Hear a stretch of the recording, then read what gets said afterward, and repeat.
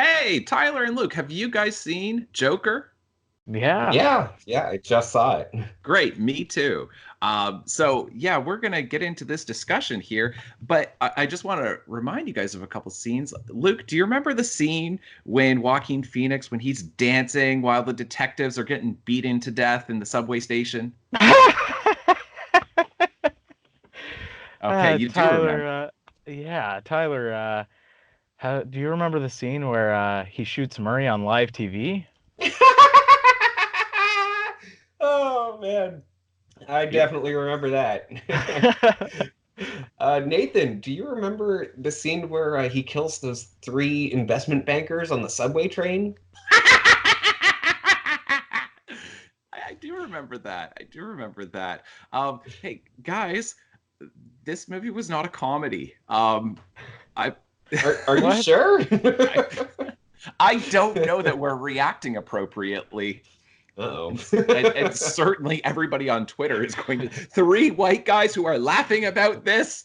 Send the FBI or the RCMP or Yeah, I was whoever. a little confused by the reaction of the people in my theater when I was laughing, and I didn't get it. But I know it is like the absolute worst movie to laugh at the wrong moments in.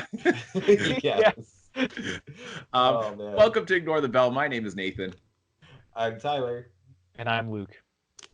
So today we are doing our review of the 2019 film Joker, starring Joaquin Phoenix, and we're not going to have a sponsor for today's episode. It's going to be a review, not a discussion. So the reviews that we do are a little bit shorter. So we're going to set the bell for about 30 minutes or so. And I guess, are we just going to save everything for the other side of the credits, of the intro credits? Yeah, I think so. I feel like we are going to get totally sidetracked if we mention a Yeah. single thing here. Yeah, So I think so too. All right, folks, I hope you enjoy. Oh man, I wish this discussion could go on forever. Ignore the bell. We're gonna keep going, people.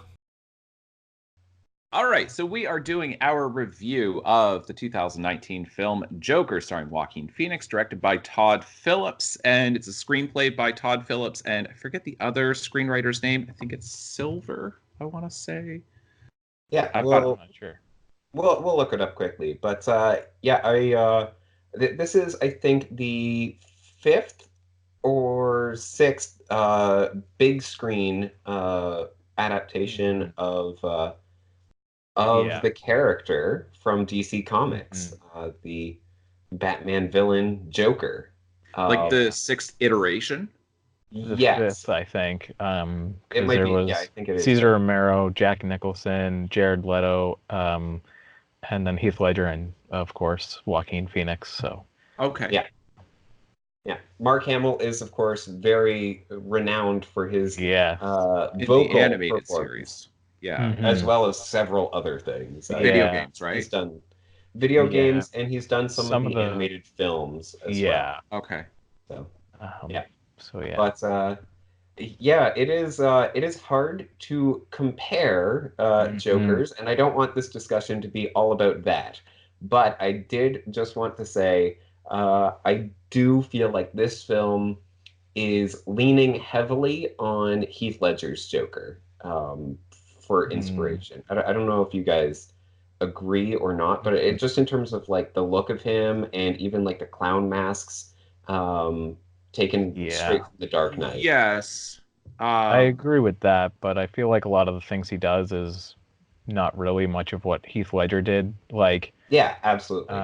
so The like one scene appearance in wise, and yeah. particular that like really like just made me smile with um yeah, just how similar it was to me was when he's riding in the back of the police car and he's just mhm. looking out the window smiling at all the destruction. It just Mm, reminded me of Heath Ledger, you know, Yes, but in the okay, I would I want to interject with that because I don't think that that's necessarily choices that Joaquin Phoenix is making in his performance. I think that's direction, and I think Yes.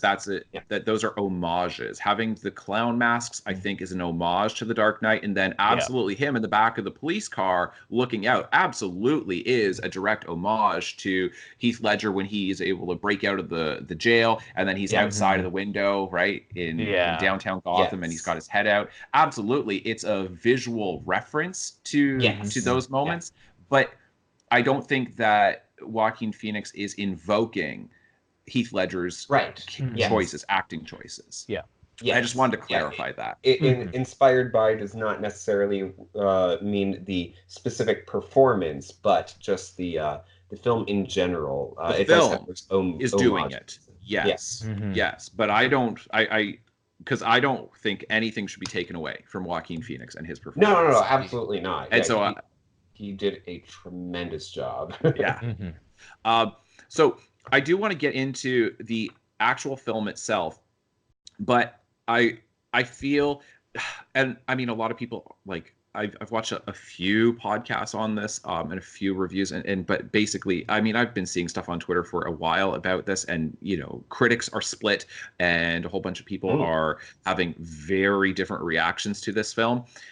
So I do want to address that before we get into the discussion. And folks, please bear with me. Do not click off of this until I finish here. Also, spoiler alert. Spoiler alert. Our reviews are real reviews where we actually discuss the contents of the film. If you have not seen the movie, then why are you watching a review? Like, you can go and watch it, but I tweeted this out. Like, I retweeted that person who said that thing of like, it's so vague when you look at spoiler-free reviews. I don't understand how anybody's getting anything out of these. I don't see the purpose in them. There's absolutely, it's nothing but spoilers within this. So now there has been such a strong attitude of this film is dangerous and we have to be careful with this and we can't support this.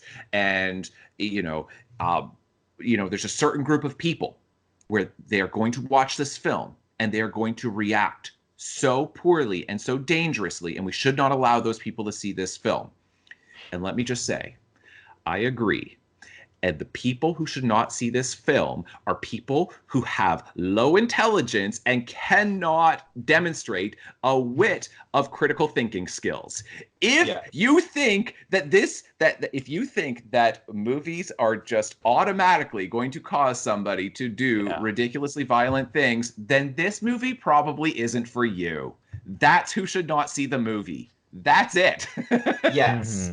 It is. The entire film is about how we need to be paying attention to, people with mental illness, and how, if we can actually support those people, then they won't necessarily, become, dangerous or violent or any of those negative stereotypes that that are attributed to people with mental illness. I mean, the main character, Arthur, and he didn't really have, he was not a normal guy. I don't want to say normal, but he wasn't dangerous or anything like that until, we start seeing him get picked on by kids and by, even the people on, like the woman with her child on the bus, and then all the investment bankers. All of those things contributed to him, reaching that breaking point. And I feel like it's, the film does point out very strongly that, the social services, like they don't have the money to be taking care of him, or even the level of treatment is not effective because his social worker is not listening to him or paying attention, or anything like that. Absolutely. So this film, and I want to get into this big question immediately, and then we can get into specifics with the film. But I think what this film is doing, and what it is doing so brilliantly, is it is forcing, it is a deeply troubling film, and it is a very dark film. And part of the reason why it is deeply troubling is because it is not cartoonish. That this is a very raw, gritty, real film that is dealing with urban decay, urban violence, a lack of social services, and what this does to people who are dealing with mental illness. And it's dealing very directly with the connection between a lack of funding for social services and corporate greed, and it is tying those two things together. And the thing is it's doing it in such an interesting way, because what you get within this film is when Murray is really pushing Arthur on the show, when he's live towards the end of the film, when he's really pushing him on it, and he's saying, look, you killed those 3 guys and look at what you've done. And the thing is like, it's like, that is, it's such a brilliant moment in the film, because that is exactly what good satire does, even though this is not satirical. But what good satire does, I have brought it up many times, if Jonathan Swift describes it as a mirror in which you see everyone else's reflection but your own. And so everyone else in Gotham is abdicating responsibility. Yes. It is not my fault. It's not my fault. It's not my fault. It's his fault.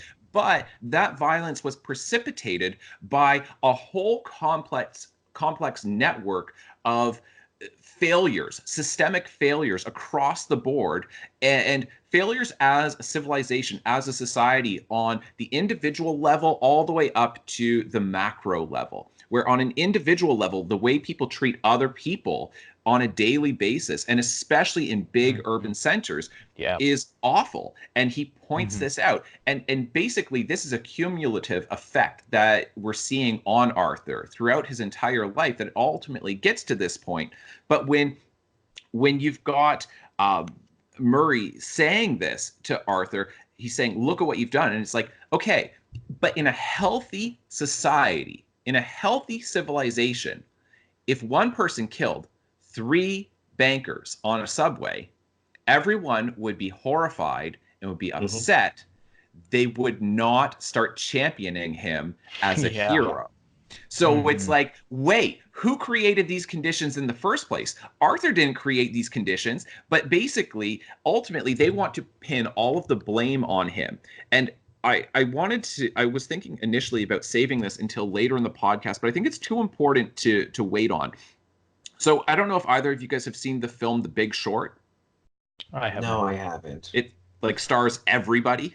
Yeah, it's on my watch list. Brad Pitt, yeah, and it's Steve also Carell. on my watch list. Yeah, okay, I've seen it twice now, and and I recently rewatched it, and it has to do with the global economic collapse in like 2008, and specifically that began in the U.S. housing market, and it really has to do, like, there's all kinds of different factors within this, but the bottom line is it has to do with investment bankers, okay? And really the greed of investment bankers. And there's really no way around this. I have not heard, I'm very well versed on this. I have not heard anybody who can point to anything other than saying, like, because there are some policies that kind of that contributed to this, and, you know, deregulation and wanting to get more homeowners into the marketplace and all of this stuff. And there's a lot of blame to go around. There really is. But ultimately, it is stuff that investment bankers were doing. And at one point, then Brad Pitt's character, he says to these 2 guys where he's working with them, where they've bet on the mortgage industry. They are essentially purchasing shorts on it. And what that means is it's essentially an insurance policy. So if the mortgage industry and if the housing industry collapses and a whole bunch of people get foreclosed on, and all of these tranche policies where you've got them all bundled together, all these mortgages, if that ultimately collapses, they're going to end up benefiting financially. So like they're purchasing like, you know, $20 million worth of these shorts, or basically purchasing an insurance policy against the American economy because they could see the writing on the wall. They're like, there's all kinds of greed and corruption and shady practices going on, a lot of fraud within the banking industry. And ultimately, we believe that the American economy is going to collapse. Specifically, the housing sector is going to collapse because of this. And so they would purchase like $20 million, and they were making, some of them were making like $1 billion by the end of it. Because they knew what was going on. And so at one point, though, then Brad Pitt says to these two guys who are celebrating because they were able to purchase this huge amount of it, then he says, stop dancing. And they're like, what? Like, we're going to make so much money. And he's like, you just bet against the American economy. And then he says, for every 1% that unemployment goes up, so every time unemployment, the rate goes up by 1%, he says 37,000 people die. So he's like, stop dancing. And I've looked it up. And from what I can see, there's a bunch of different people who have commented on this, but it seems to be essentially a fairly accurate statistic. Some people will quibble over the number, and it could be as low as 1,500, but here's where he's getting that number. So it says the actual number mentioned in introductory economics class is 37,000 deaths. It's often credited to Gregory Mankiw, or Mankiw. It's Mankiw, and his textbook, Macroeconomics, but I can't find it in my book, the 7th edition. And then he says, this is basically how it breaks down. So for every 1% increase in unemployment, you get 37,000 deaths, of which 20,000 are heart attacks, 920 are suicides, 650 are homicides. And then he says the rest is undisclosed as far as I can see. Okay. Look at what's happening in Gotham within this film. Look at everything that you see within this. This is urban decay. This is not a healthy city. Yeah. The three investment bankers are doing very, very well. Young guys in suits harassing a woman, then, you know, obviously like assaulting, and then they start to batter, you know, somebody who is not well, right, with Arthur. And then Arthur is the murderer. But hang on, because I think that this film is challenging that. And this is where it's really troubling. It's saying, okay, but your policies, how many people have died from a heart attack because they are so stressed, because they are just suffering?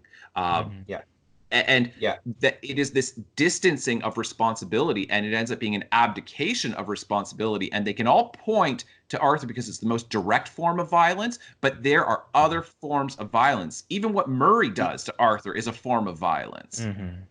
Yes. Yeah, that is very well said. The moment that really comes to mind to me is when Arthur complains to the detectives about the detectives sending his mom to the hospital. Yeah. By harassing her, by asking her these questions. Yeah. Like, and they take no responsibility. They said, "Oh, we just asked her a few questions. That's all. You know, if she had a stroke, then, you know, that was just her. She's old, whatever." But it's like, no, you guys are directly responsible for that. So yeah, I think that is probably the scene that best exemplifies that. Yes. Yeah. And even like some of the stuff that Thomas Wayne does, I think really shows that, like how even if he didn't have Arthur like with his mom, then he just like, as soon as he found out that she had an illness, then he just left and was like, okay, I'm not dealing with this. And so he's just kind of given up on her, and basically all the people who are with like her class, like the lower class, because he just decides that he doesn't want to deal with that. And so he goes back to being a Wayne who's at the top and, like, you know, a millionaire who can just basically do whatever he wants. And he reminds me of the bankers that Joker kills. Yeah. Except for if he, like, you know, like still, like, I don't know, more higher up, I guess. But yeah. No, I want to ask a quick question. And it honestly, it in my opinion, it does not matter to the film at all. But do you believe that Thomas Wayne is actually Arthur's father, or not? Luke, I'll let you go first because I have thoughts on this.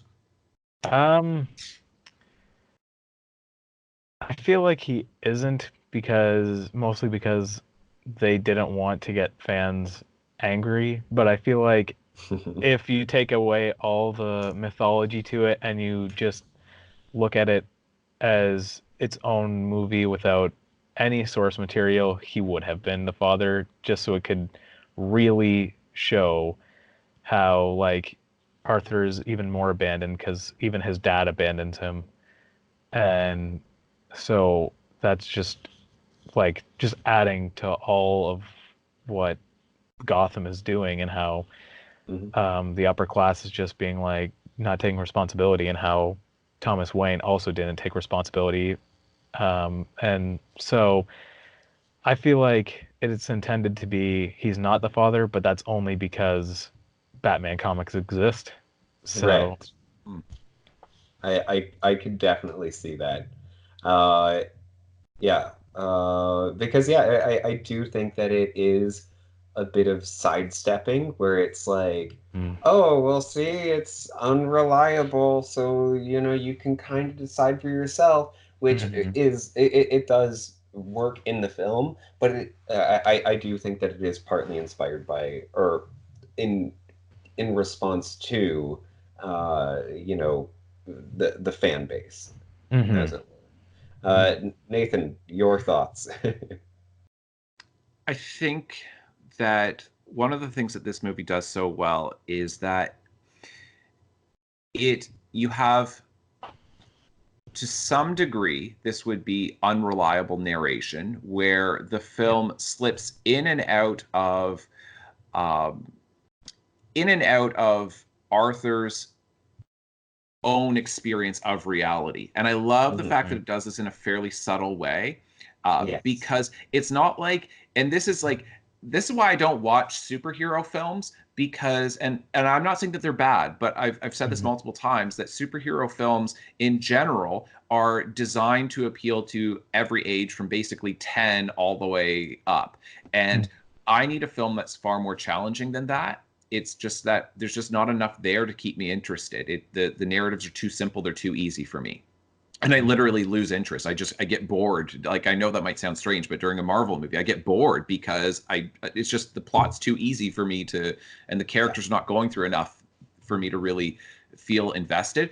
But in this, you don't get, because basically in a bad movie that's really like designed for children, then what you would have is you would have, the wispy smoke on the edges of the screen, and then mhm. that harp music to indicate this is a Yes. dream. And then Yeah. you would see that he's got these surreal moments where he's now stepped into a dream where him and the neighbor girl from down the hall are in a relationship, and he's killing Mhm, it on stage. And then it like pulls out of it, and then you get that wispy stuff on the side of the screen, and then the harp music again. And then it's like you pull out of it, and then you go, oh, that was a delusion that he's had because he's mentally ill, and that is not actually reality.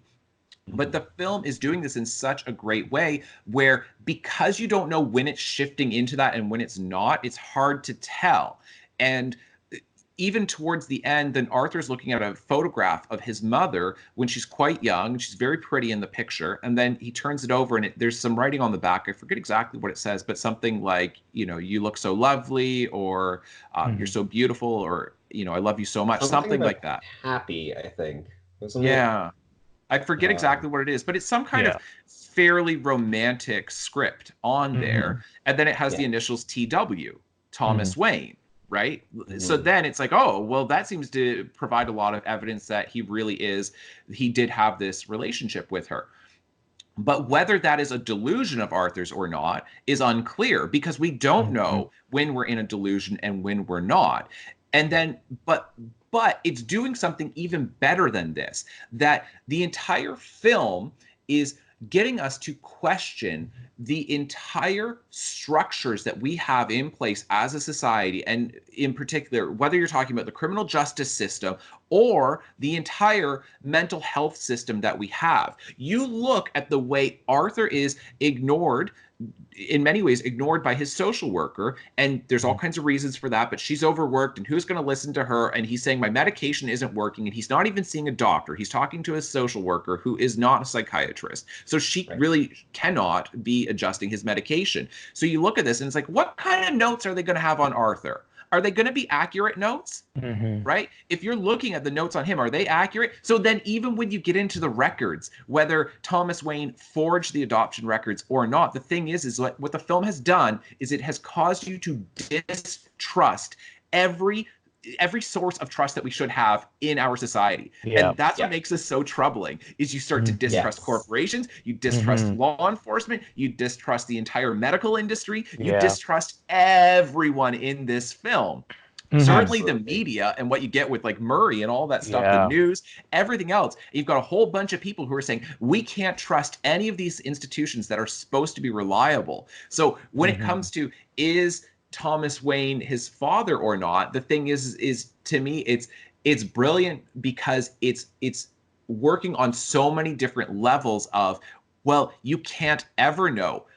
And at the same time, whether he is genetically his father or not, he has got this asinine statement of, you know, if you work for like Wayne, you're part of the family. But then look at how he abandons Arthur's mother. And the thing is like, what could be a better example? He is the epitome of a deadbeat dad, where he is providing for Bruce and giving him this estate outside of the big city, right? This beautiful estate with these, you know, lovely grounds, and he's just giving Bruce everything that he could possibly want in life. And then you've got Arthur on the other side of the gate. But Thomas Wayne has been going on television saying, even with those investment bankers, oh, they're part of our family. I didn't know them personally, but they're part of the family. And it's like, oh, really? Well, which family members do you care about? The ones who are easy to love, or all of them? The ones who are difficult to love, how do you treat them? You know, what about when things go sideways with somebody? And he is a deadbeat dad, whether he is the genetic father or not. So that's basically my answers. I don't think that the film is settling this, and I don't think it should, but it absolutely is settling the fact that he is a father figure who is failing in his responsibilities. Yes. Yeah. I really, really love that mentality. And I do think that is what the film is going for, where it is it works so well. I want to compare it to how Batman, who everybody knows the origin story, you know, his parents were gunned down in an alley by a criminal, and that, you know, inspired him to become this hero. And so that criminal is the origin of Batman, right? Even in Tim Burton's 1989 Batman, then we had the Joker, Jack Napier, in that film, played by Jack Nicholson. Then he is literally the murderer. Although there are some theories that it's not actually, that you know, Bruce is just putting that he's just associating the Joker with that criminal. But anyway, that's a discussion for another day. But specifically with that being the origin of Batman, of, you know, Bruce Wayne's quest for justice, then it is absolutely incredible to see it work in the opposite, where we see the Waynes being responsible for the origins of the Joker, and then having someone who is inspired by the Joker, but not the Joker, be the murderer of Bruce's parents. So then the Joker is still the origin of Batman without actually being the murderer of his parents. Yes. Yeah, I really loved that part of the movie, especially because so layered. And even just a side note, I knew it as soon as they had this like Zorro on on what's playing, because in many of the comics, then Zorro was what he saw right before his parents got killed, and that was also part of the inspiration. And so like as soon as I saw Zorro on the top, I leaned over to my friend and I was like, "Oh my goodness, they're gonna kill the Waynes!" And then he's just like, and then he was caught up on the title of Zorro because it had I don't even remember what the title The was, Gay but Blade. anyway, Gay Blade. Yeah. yeah. And he was like, "Wait, what? Well, I've never heard of that." And then I was just like, Yeah. "Either way, I know what's happening." And then Yeah. and then I loved how like because it fit really well with just everything they were doing. And I also want to mention how besides Tim Burton's Gotham City, this is my favorite Gotham City out of all of them because it actually feels like Gotham. Like, Mm. It is 'cause- crime infested, yeah, like and every inch of it. And yeah, it is because it is so, you know, decrepit. It is It's urban not looked decay. after. yeah, Yes. Yeah. Yeah. and Yeah. even the aesthetic of it, because like Tim Burton did an amazing job at like Mhm. making you feel like the location is Gotham just by showing you what the buildings are. And Yeah. Yes. it feels like even on like some of the sunnier days, it feels like it's just cold there and Mhm. like temperature Mhm. wise, and you're like, oh my goodness, that does not really seem like a place I want to visit. Yeah, Like, cold, industrial, yeah, I mean, gothic. yeah, and Um, yeah. so I thought that was absolutely amazing. And then so it really felt like just perfect when Thomas Wayne and Martha Wayne were shot. I partially wish that they went with the Flashpoint version where the criminal shoots Bruce Wayne instead, and then possibly even Martha in this scenario, and then we could have Thomas Wayne kind of um, be assume that like Thomas Wayne is going to become Batman because I think that would work way better for this movie because I just feel like it could be like almost like a wake up call to him to realize that it was mostly his fault. And Yeah, I see what you're saying, but I do think that it was incredibly satisfying to see yeah, Thomas Wayne die, it was, to yeah. uh to see, all of that culpability that he has catching up with him, right? It's Yeah. retribution. It is um catharsis for the audience, right? Like Yeah. it Yeah, and is I so mean, fantastic. I'm not sure, and I don't want to miss the complexities of the film Mhm. because I'm not sure in what ways Thomas Wayne exactly is villainous in this. I mean, certainly his, and I am saying that he is a deadbeat dad, but basically it's that I think the issue with him is that he is setting himself up as he has said this directly, like as campaigning for mayor, that he is their only hope. And Mhm. Right. that is it is and saying like, oh, if you're part of the Wayne family, then you're always like part of the Wayne family. Like if you're part of like Mhm. the Wayne Industries, right? And it's basically his flaw seems to be that he is over promising and under delivering, and he also Mhm. has got no sympathy for people who have not led as privileged of a life as he has Hmm. led. Yeah. And the thing is that he is his I think really like the issue with him is that he doesn't have sympathy for them, and he is taking credit for stuff that he really has no business taking credit for, and Yeah. he is casting aspersions on people as though it is a failure of their own character, of their own Mhm. choices in life, when it's like you look at Arthur's character in this, and Arthur has done everything right. He has done Mhm. Yeah. everything right to get help. He Yeah. Yeah. really has. He is Mhm. going and he is getting treatment, but there's basically no treatment available for him. Yeah. Yeah. He's saying my medication is not working appropriately. And then Yeah. even when the department that he's going to see the social worker, when it's getting shut down due to a lack of funding, and then you're like, wait, a lack of funding? But hang on, look at all the wealth that you have in this city, because you do have Mhm. all these wealthy people in tuxedos and ball gowns Yeah. going Yeah. to this auditorium, where it is this beautiful auditorium where they are watching this old film, and they've literally got an orchestra playing the soundtrack to the film. So it is the orchestra and it is classic cinema in this beautiful auditorium with people literally wearing ball gowns and tuxedos. And then you see somebody like Arthur who is trying to get any help that he can get. And then even when they say, oh, there's no money for it and we're shutting down, he says, well, then how can I get my medication? He still asks the next right question. Yeah. Yes. And so he is ambitious and he's doing everything he can to try to better himself in life. He's got a day job that is kind of humiliating, but at least it's kind of in his field. He's working on his stand-up material.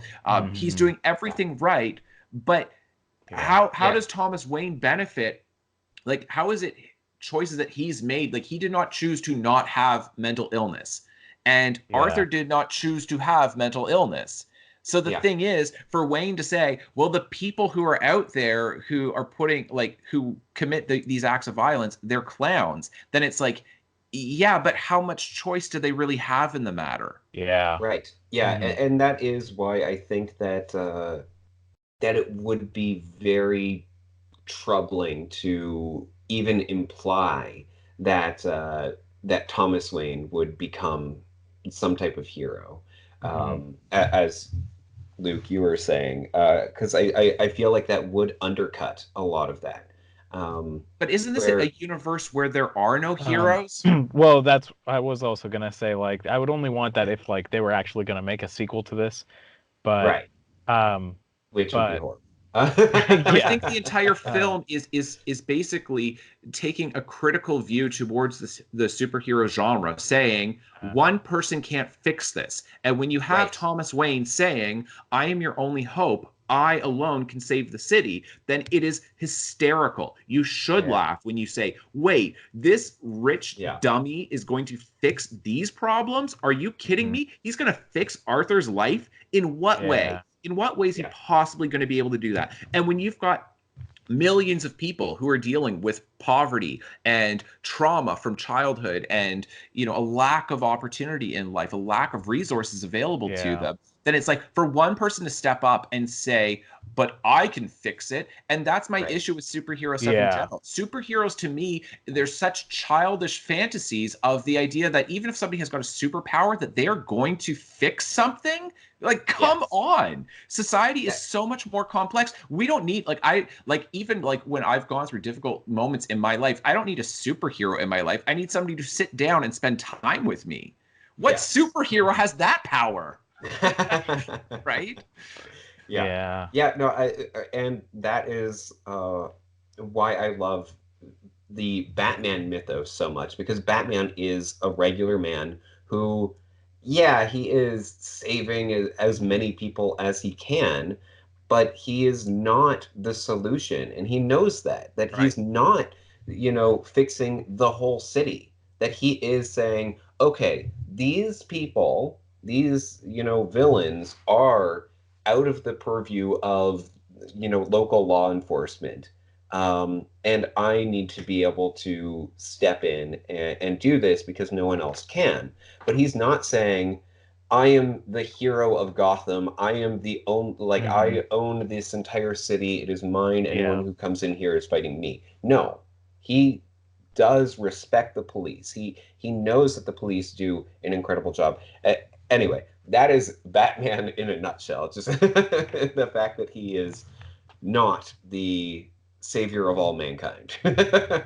Yes, but I think even within this film, and I'm saying that it's a universe in which superheroes do not and cannot exist. And what I mean is that it is showing us complex structural problems with society that are so difficult to be fixed that a superhero, the introduction of a superhero into this film would literally be absurd. It would be an absolute absurdity to think that that's going to do something, because the problem is not Arthur.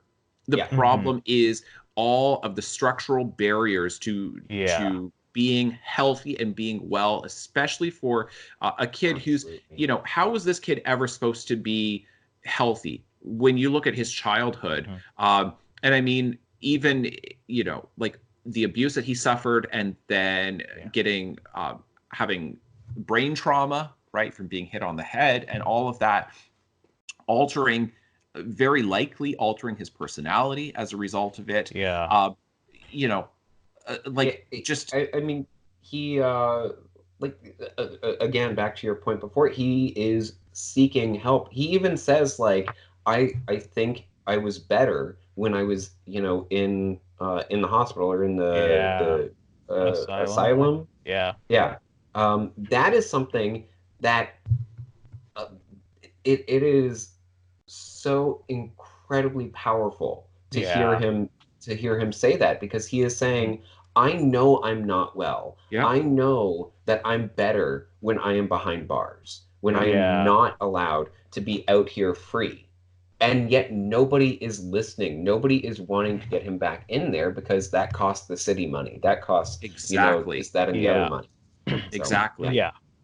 And the film is pointing out, it's so interesting because the people who seem to be, I have noticed one thing with this film, with the reaction on Twitter. And Twitter, again, I will point it out, it is such a toxic place so much of the Yeah. time. It it is so is. awful. And I'm only on there because of publishing stuff and I want to keep up with publishing. But it is brutal to be on there at times. But I cannot help but notice that all of the people who are, like, maybe not all, but many of the people who are so critical of this film, then they're also really left wing.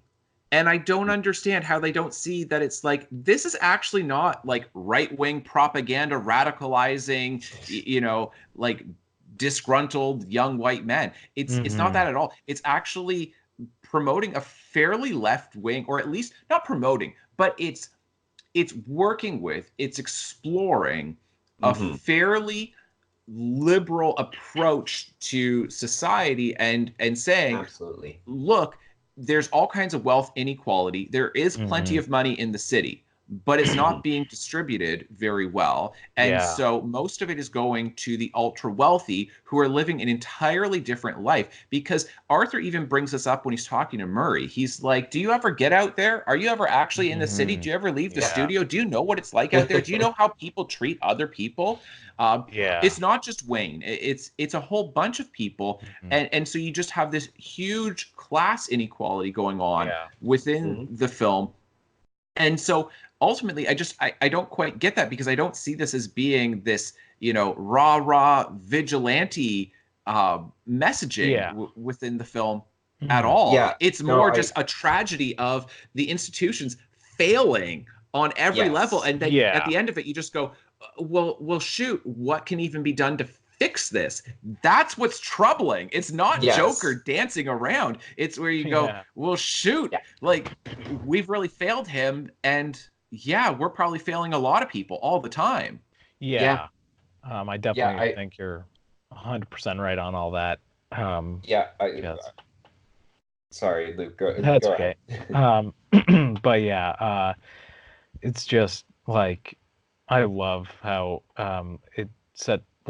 it's saying that with like, well, pretty much every scene in the movie, and I just really think it did an excellent job of getting the message across that I wanted to do. Yeah. And like, yeah, I, it's just I feel like the critics are, as you alluded to at the beginning, they are taking such a shallow approach Yeah, to it's this so film, shallow. where they are saying, yeah, "Oh, you're featuring a mentally ill person, or a person with mental illness, I should say, Yes. who it becomes this, chaotic force that ends up bringing down the whole city." And it's like, well, yeah, but it's because the city is already toxic. Then yeah, this city is infecting him. It's this film is not trying to say, yes, people with mental illness are dangerous. It is saying that we need to look after people with mental illness, because they are more, potentially more susceptible to these breaks, right? Well, Like, yeah. especially if you've got them on all kinds of medication. He's on 7 yeah, medications, and then he's off of his meds. Like, Yeah. right, yeah, that's going yeah, to destabilize a person. yeah. Yeah, and He like, is seeking help, He and is. that that is, and there's no help to be found, because that's the Yeah. thing. The superhero in this film would be basically somebody coming along saying, like, we're going to fund all of these different mental health services, and we're going to reform healthcare, and we're going to get some urban renewal, and we're going to really like get a lot of people monitoring different medications, and like that's the superhero. The superhero would be, you know, being a really good administrator. Yes. Yeah. Yes. You know, and I it, think it reminds me of to contrast this portrayal of Thomas Wayne with that in Batman Begins, where the Waynes funded you know, the entire transit network, and they centralized everything through the central hub, and yet it still wasn't enough to save the city. But we get a very good contrast with that, where this film is saying, yeah, well, even if the Waynes are trying to do something like that, it's not enough. That it's, you know, like that they don't have the power to do this. Not one family, not one, you But know. even if they could, then it would be fascist. And that's the great thing, that you've got the sign within the film of Thomas Wayne as a fascist, right? Right. And it's like your point about getting, like, you know, the trains and all of that. It's like, well, you know who made the trains run on time? Hitler. Like, literally, the trains did run on time, because, and that's the thing, is that this film is very much anti-fascist, which is interesting, because it's pointing out, because I'm saying it needs like a really good administrator. That'd be the superhero of the film. But even within that, it's troubling that solution as well, by pointing out, but that solution ultimately would end up being fascistic, where in order to fix this, you would have to give somebody so much control, and then ultimately trust that they're not going to be corrupted by all of that control over the entire city, that there's not going to be greed and kickbacks and everything else that's already wrong with politics that led to this in the first place. And so in that way, that it's not even really promoting left-wing politics. It's just, it's such an interesting thing of the film is, and I think, I was thinking about this afterwards. It's, you know, the Joker gets often cited as being nihilistic, and especially because of Heath Ledger's Joker, then he's portrayed as being a nihilist. Chaos. An agent of chaos. He believes in nothing. And then in this, then, you know, you've got essentially the same thing, because Arthur does say that he doesn't believe in anything and that he's not political. But what this seems to me is, it's not so much that Joker within this, from an ideological standpoint, is a nihilist. It's more an exploration of secularism, where you have a society that believes in nothing. There is no religion at all in this film, in this universe. There's no churches doing anything to help anybody, you know, of any denomination, of any particular background. That historically has been the social safety net for a couple thousand years, until the modern state of the 19th, and really, it's really like an invention of the 20th century. The modern state has essentially replaced the role that the church has historically played. And so it's like, because it used to be communities where people would care about each other. And within a church community, if you know people in your neighborhood, within your community, you know that person's not well. I mean, I've been in congregations where you've got people with mental illness, and we know that that person's not well, whether, you know, they're older and it's dementia or who knows what. And there's people with all kinds of different issues that they're dealing with from either a physical or a mental health perspective. And you've got a whole bunch of people who are taking care of them and paying attention to them. But ultimately what you have is when you say, okay, but all of that responsibility, our communities are going to abdicate all of that responsibility, and we're going to just kick it all to the state. And we're going to say the government is ultimately going to be the solution to all of our problems. And then when the government fails, there is nothing else there. And ultimately, like, I guess this is something that I've thought about a lot, and I started out being somewhat facetious with it. Of superheroes only work in cities, and part of it is like, could you imagine Spider-Man trying to stop crime in Kansas? He's got nowhere to sling to. There's just Oh, nothing. come on. He can sling onto the clouds. Right? When he's in these like vast open like fields, that it's like he doesn't make any sense. But the thing is that I think this is the interesting thing. Superheroes don't make sense outside of an urban context, because in smaller communities, people know each other, and in many ways, they take care of each other better.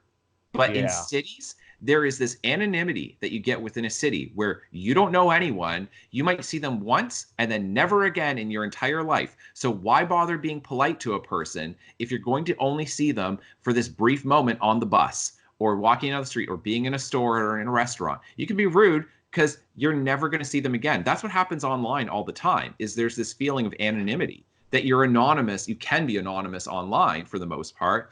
And so then people end up being complete jerks because there's no consequences to that. But in a small community, you can't do that because you're going to see these people all the time.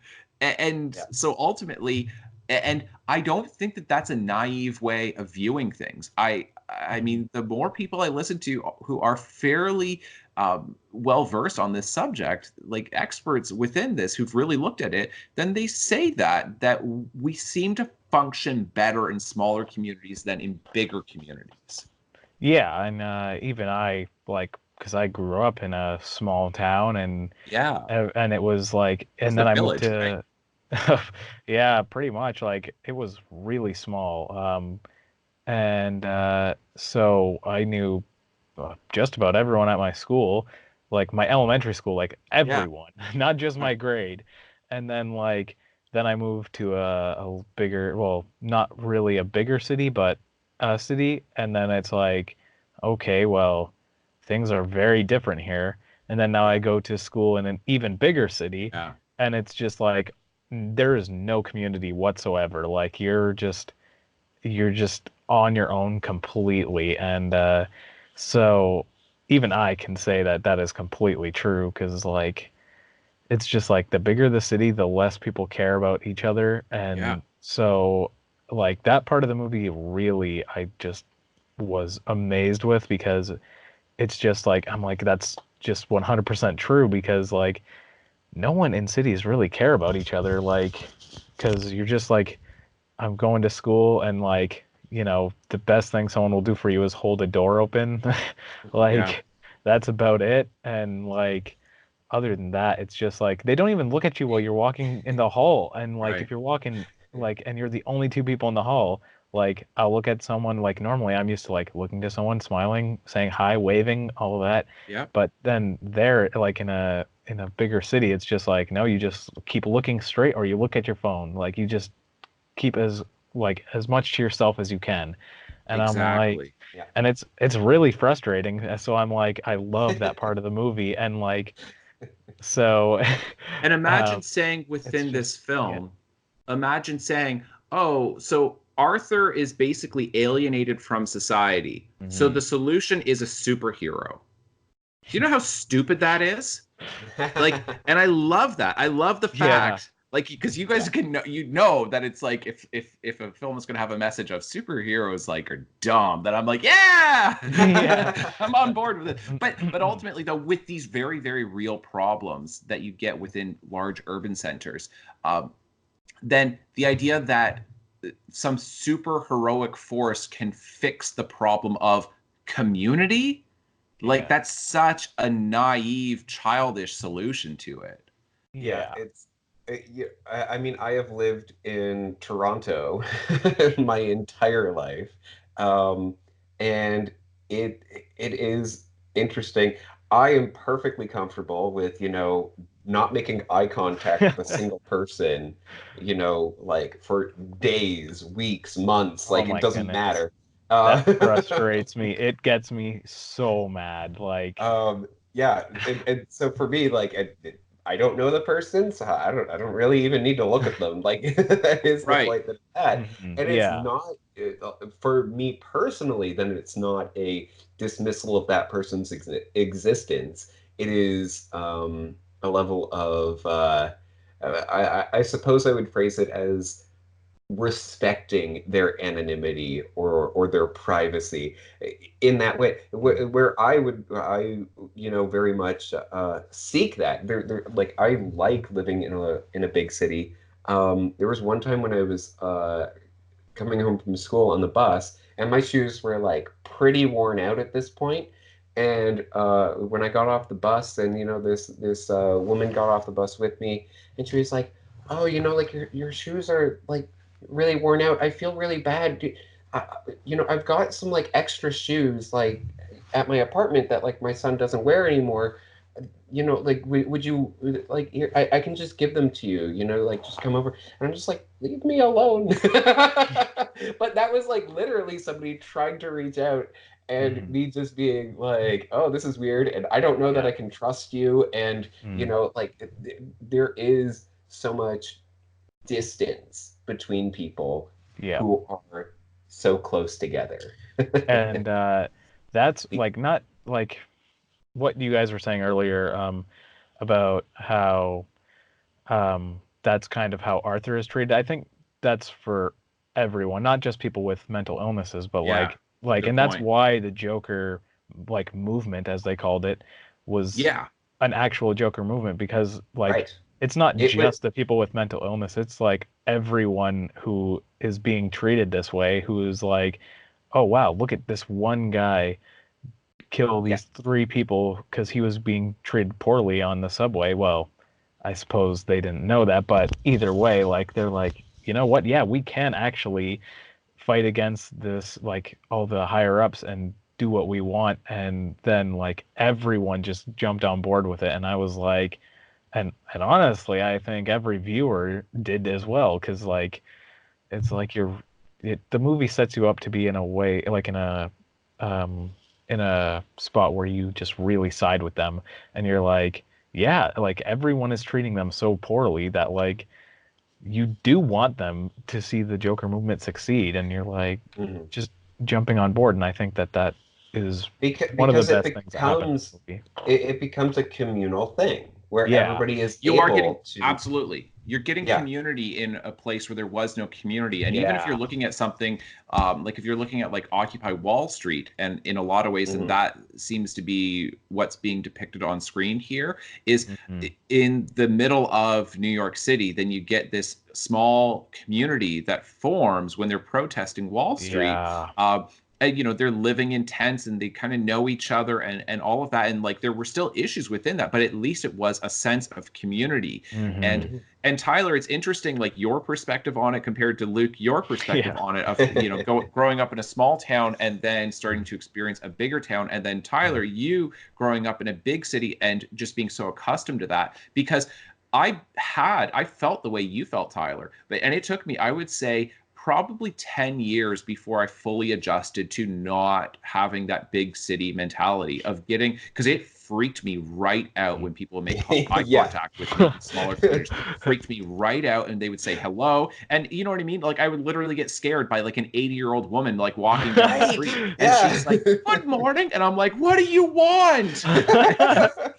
Well, I think there are some people who you should be like, okay, I don't know if I want to talk to you, but like, Right. Yeah, no, of course, but I I'm mean, saying yeah, it takes a while to shift from that, but it is absolutely like, and like, in some ways, in a city there are places where you can find community, that if you're really involved, let's say like you might have a really good local school where you've got a lot of friends from there, or it could be that you're part of a sports team. Like growing up in Toronto, then I knew the baseball community really well because I was really actively pursuing baseball. So even people who are in other parts of the city, like we still kind of knew each other. Like I knew the baseball people in the massive city of Toronto. Or if you're, heavily involved in a faith community, whatever it happens to be, then you're going to know people within there. But there's also a whole lot of people, and certainly in a place like Toronto, like whether it's ethnic communities, of being able to speak the same language, then you get that. But there remain a lot of people who are incredibly alienated, who are living lives entirely on their own, and they have no genuine human contact. And they're getting victimized all the time in subtle and in explicit ways. And that this film is really exploring that idea of what does that do to people, to everyone, but particularly people who are struggling and who are unwell. What does that do to them? And what are the actual solutions to that? And it seems to be troubling the entire superhero genre by saying we have real problems. Thanos is not a real problem. We have real problems in society, and there are no easy solutions. Look at this. And I think people who are troubled by this film, they should not be, if they're getting troubled by the idea of, oh, so if some person who's unwell sees this film, they're going to become violent. And it's like, no, that shouldn't be what's troubling you. What should trouble you is the fact that there are no easy solutions to this, but we desperately need to be paying attention to this. Yeah, yeah. It's troubling that there are, some people who are not who are not getting the attention that they need, so that they would, go to this film and become violent. Like that is just yeah, that is troubling to think of it that way, where it's like if you actually believe that there's some people who are struggling so much before seeing this film that this film pushes them over the edge, then your problem shouldn't be with the film. It should be with the society that is allowing that to be an issue. That's right. A film like this doesn't come out of a toxic society. A film like this comes, to me, it comes out of a yearning to fix what is wrong in society.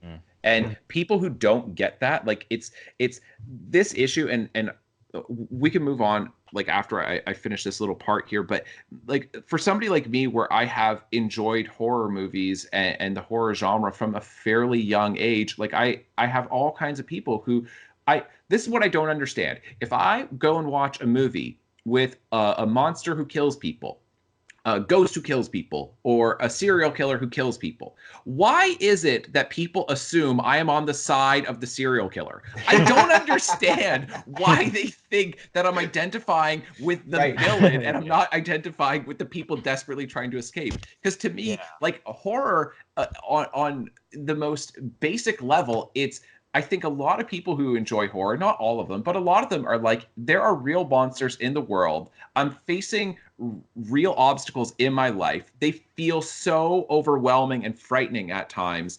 And I want to see somebody survive. Maybe not everybody can survive, but I want to see somebody be brave in the face of something that is terrifying and ultimately overcome, or if they're defeated, at the very least by me vicariously watching this, then it can embolden me and to say, well, I've got a lot of tough stuff going on in my life, but at the very least, when I go to sleep, Freddy Krueger is not going to kill me. So the world feels a little less dangerous by watching something that's, showing violence on screen, because I recognize that it's a film. But I don't understand why people think that. They're like, oh, if you like that, you must automatically identify with the awful part of it.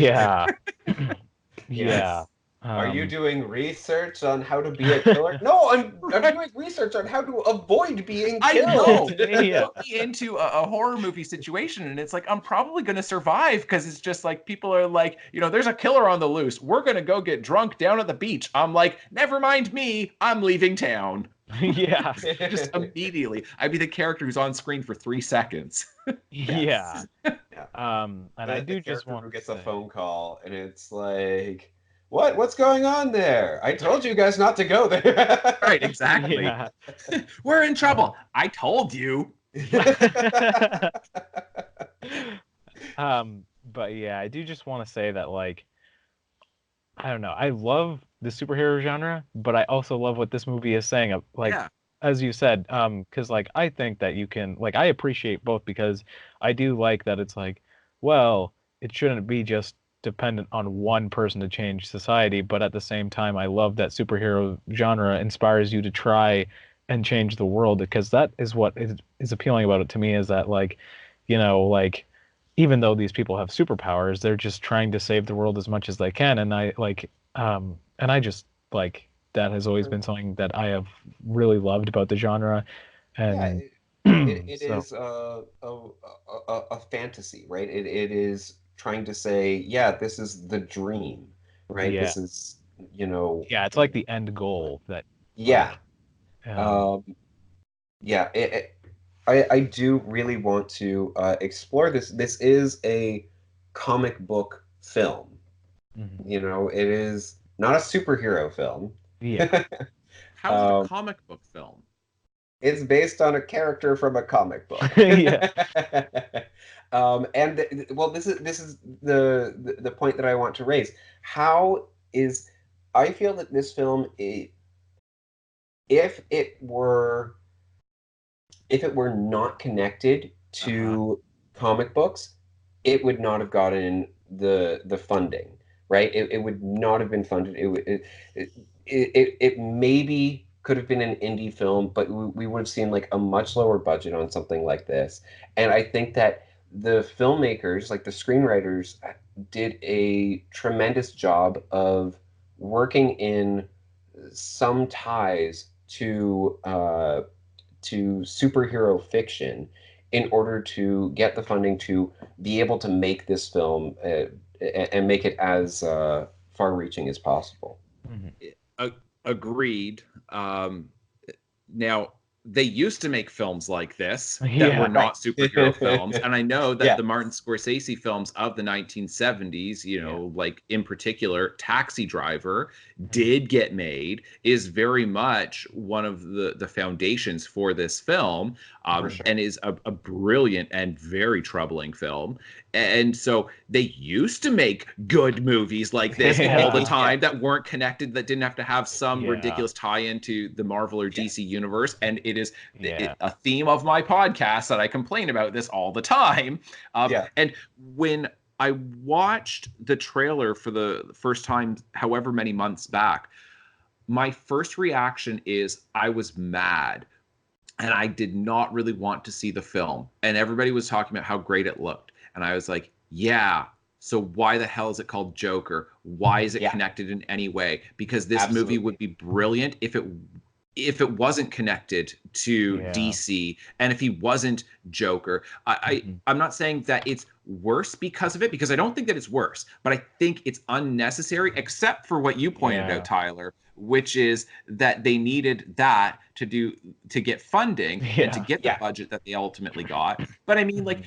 Tyler, you and I, we had a really good discussion of Nightcrawler with Jake Gyllenhaal, Yes. which Yeah. is an indie film, and it is very Yeah. dark, and it is disturbing, and it is gritty, and it is one of the best films you're ever going to see. It is so good, and it's very much in this style, and it has Yeah. nowhere near this budget. And so I'm saying Right. they do still make these films, and I think this film could have been made without the budget that it had, but ultimately I am grateful that they did to do a lot of the establishing shots that they did, Yeah. especially like throughout the Mhm. city. Some of Yeah. those Even establishing shots are so even good. crowd shots and Crowd shots, stuff like that. absolutely. Yeah. Yeah, Yeah. The rioting at the end, I think, yeah.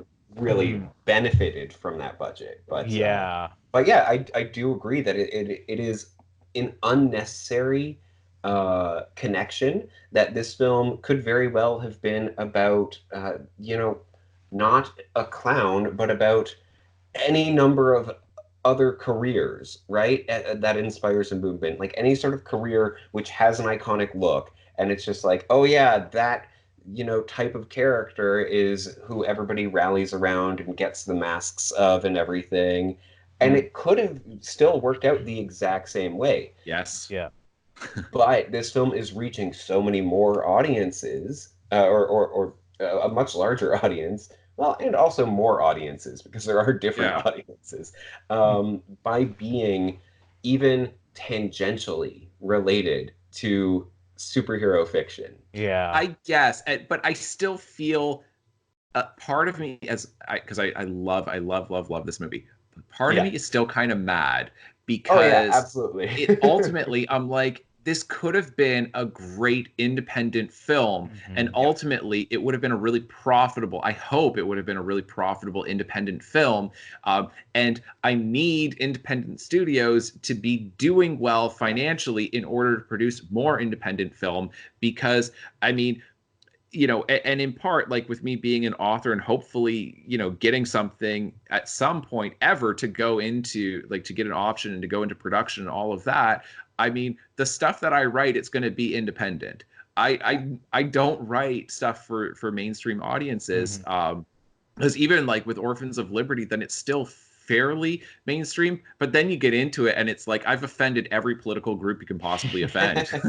And it's like Right. and so it's like even with me trying to be commercial and mainstream, I still failed in that. And I'm like, I just can't do it. I'm unwilling to go simple and pander and dumb it down for mass audiences. And so I would have preferred to have seen this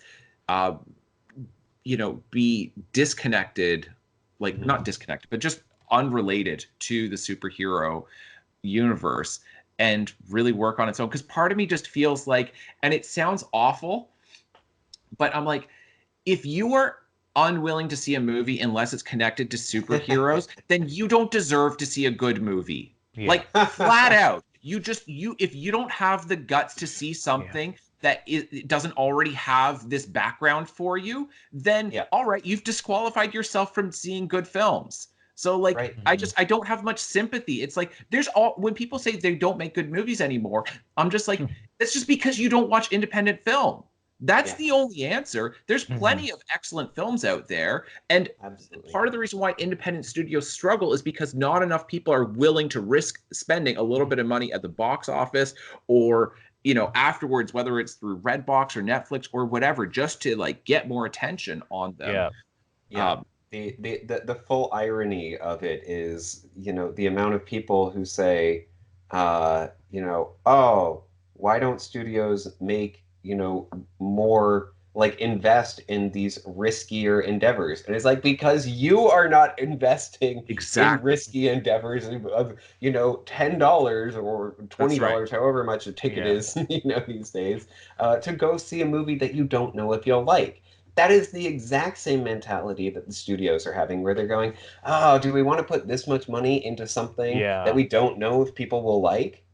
Like, it is. They're doing it with a huge, vast sum of money, and we do it with a much smaller amount of money. But that's what I'm saying is that, and I mean, I've pointed this out multiple times to my classes, that every single financial transaction you make, from the smallest item that you're purchasing at a convenience store to the largest item with, a home or a car, every single financial transaction that you make, you are voting. You are voting with your wallet for the kind of world you want to have.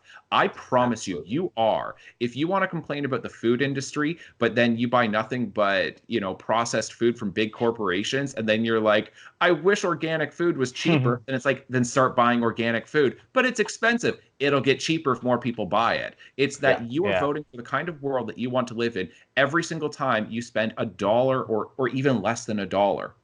Any financial interaction, then that's what you're doing. And it is frustrating at times when you do hear that attitude. And basically that's why I don't watch mainstream Hollywood films anymore. And aside from this podcast, I don't watch them.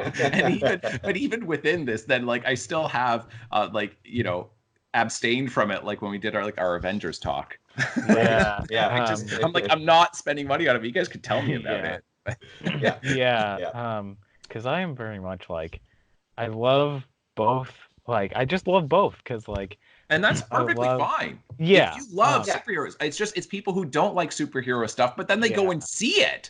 Then I'm like, what are you doing? I totally get what you're saying, but it's like, because for me, I'm like, I get both sides. I'm like, I love seeing an interconnected universe, and I love that that's a possibility now. But I'm also like, but I would also love to see more of just the independent films. So I love to hear what people have to say on both, because I find it just really interesting. And then, I do agree that like a lot of people are like, where are all the good movies these days? And I'm like, well, I mean, like, you only see the ones that have like big names in it, like John Krasinski, A Quiet Place, which I watched and I thought it was really good. And that, like, I'm not saying that it's not just because there's a big name to it, but like those are the only ones that actually get like funding, really. And which another interesting thing is that I just want to say, I feel like Joaquin Phoenix definitely would have signed on to do this movie even if it wasn't Joker. I think he would have been more likely if it wasn't Yeah. affiliated with DC. Yeah. So yeah, that would have been really interesting. So I feel like it didn't really need to be Joker because you could still market it with Joaquin Phoenix, his name on it, because a lot of people love Gladiator, like, and he did a great job in that as the villain. So I'm like, I feel like a lot of people would still want to see it because Joaquin Phoenix, and they would be like, oh my goodness, this guy played in Gladiator, and now he's playing a Yeah, a I mean, different character like this. even the movie Her did better than most Mm. independent films, and like that was also Joaquin Phoenix, correct? Yep. Yep. Yeah. So yeah, it yeah, it is. I I guess the next question that I'd like to pose is how how is this film uh, helped or influenced by the collective communal knowledge of the Batman mythos? Because Yeah. it is using it. Hmm. And somebody who I if there is somehow a person who does not know anything about Batman, they do not know who Bruce Wayne is, or Thomas Wayne, or anything, nothing about Gotham City, nothing about the Joker, does that affect this film? And how does our knowledge of Yeah. Batman mythos affect it? Yeah. Because like for me personally, like I like everyone loves the Joker as a villain, but I have never really cared about him as like the villain. Like I Mm. know that he's a good villain to Batman, but I'm like, eh, I just don't really care to see Joker. He's always the villain in Batman things. Like he's pretty much the villain of every Arkham game almost. And like He's very overdone. yeah, and then even in the Dark Knight trilogy, in Tim Burton's movie, and pretty much anything cartoon wise. So I'm Suicide just like, Squad. yeah. And so I was like, initially, I was like, when I heard they were making a Joker movie, I was like, I'm not seeing that. I don't care what Agreed. happens. And then I watched the trailer and I was like, that looks really good. And Yeah. then I was See, just like, I oh, didn't even watch the trailer. I literally was like, and I was not like, oh man, I really want to go see Joker. No, I was like against this film up until people started yeah. talking about it being, like this very deep, complex film. And I was like, oh, okay, well, now I'm actually interested. Yeah. So I'm one of those few who was hooked by that, not by the knowledge of it being Joker. Yeah. Mm. Um, I mean, I think that the film would work better if you don't know anything about Batman. Yeah. Because ultimately you go in knowing that he is ultimately going to become a villain. Mhm. But if you went into this movie and like basically, I think a really good example of it is Nightcrawler with Jake Gyllenhaal, where you don't know where it's going. You don't know ultimately what's going to happen with his character. You don't know how far he's willing to go. Mhm. Within that film. And then, I mean, I don't want to spoil that if Luke in particular, since you're actually right in front of me, but anybody listening to the podcast, I don't want to spoil the film, but it's not entirely dissimilar from Joker, where ultimately he becomes more and more villainous throughout the film, but you don't know this as you're watching it. You don't know how and in what way. But Mhm. with this, it's and that is part of the issue with origin stories, superhero origin stories in Yeah. general. It's that we ultimately know where this is leading to. And so it's kind of a question of like, well, how are you going to get there? But it's I think in a lot of ways it's less satisfying when you ultimately know a lot of where it's going. Yeah. Yeah. That's why I like the end of a story rather than the beginning because, like, especially with Logan, like, because you're just really interested to see how they're gonna finish it. Are they actually gonna kill Wolverine or are they not? Like, is he gonna survive or Yeah.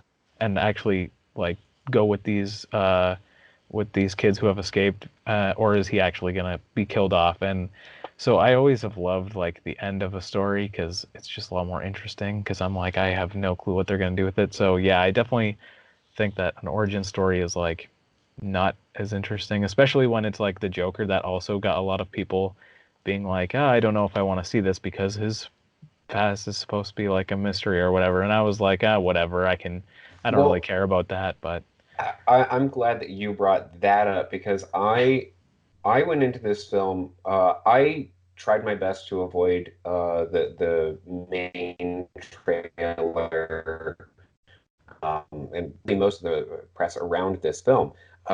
And I was not I was not confident that Joaquin Phoenix, like that Arthur, would actually become the Joker from the Batman mythos. I wasn't even sure if this actually took place in Gotham City until I was in the theater and they mentioned the name of the city. yeah, And that did it that did help my appreciation for the first part of the film where I was not sure where this was going, and even toward the end, when the ambulance crashes into the police car. I was like, oh, is Joker dead now? Because that would be yeah, really that's interesting. what I thought. Because the idea is that he inspired this idea of this mad maniacal, like this laughing Mhm. villain who would go on this rampage, and that could inspire any number of future iterations of the Joker. I mean, even if you do Yeah. look at the comic series, and there are it is mentioned that there are actually three different Mhm. Jokers. Yeah.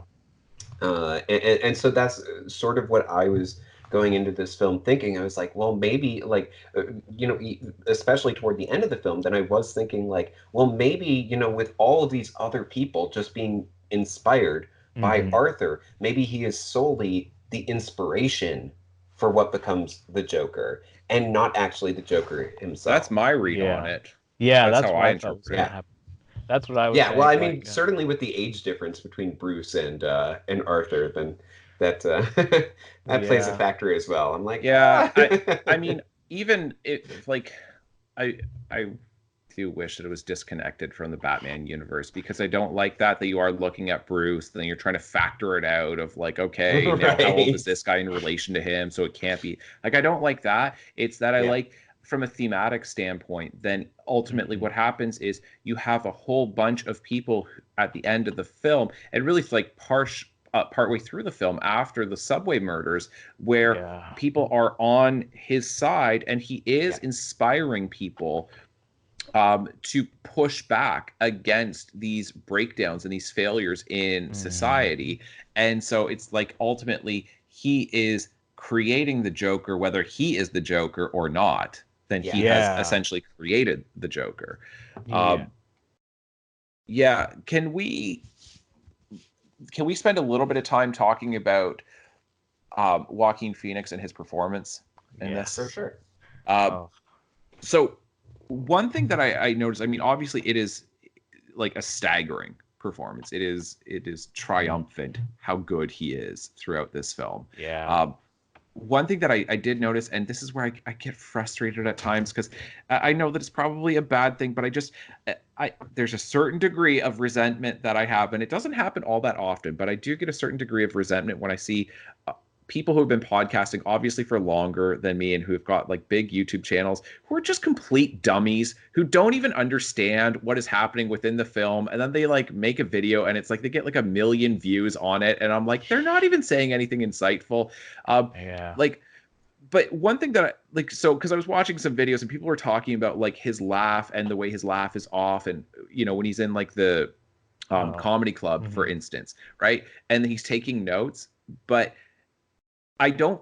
Okay, if you pay attention, and it's not, it could be direction. It might not be Joaquin Phoenix's choices, um, although it could be. It's hard to tell who gets credit for it. Mhm.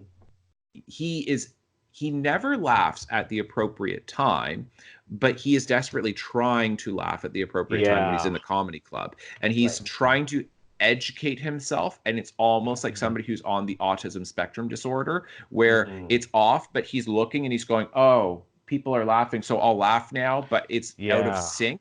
But and he's literally like taking notes, you know, sexy jokes are always funny, right? And it's like, well, no, but I get how you interpret it that way. Yeah. But there is a moment in the film, and this is maybe my favorite, like one of my favorite parts of his performance, is when he's watching the news and then you have Thomas Wayne discussing the murders and the person who would do this as being a clown, right? That like who would, you know, hide behind a mask and who would commit this thing. It's like, you know, oh, what are they? Like, you know, like they're a clown. And like, and then Joaquin Phoenix, like his character Arthur, actually laughs at the right moment. It's not a laugh of, it's not a pained laugh. It's not a forced laugh. It's not, I'm uncomfortable and I don't want to laugh, but I ultimately am laughing.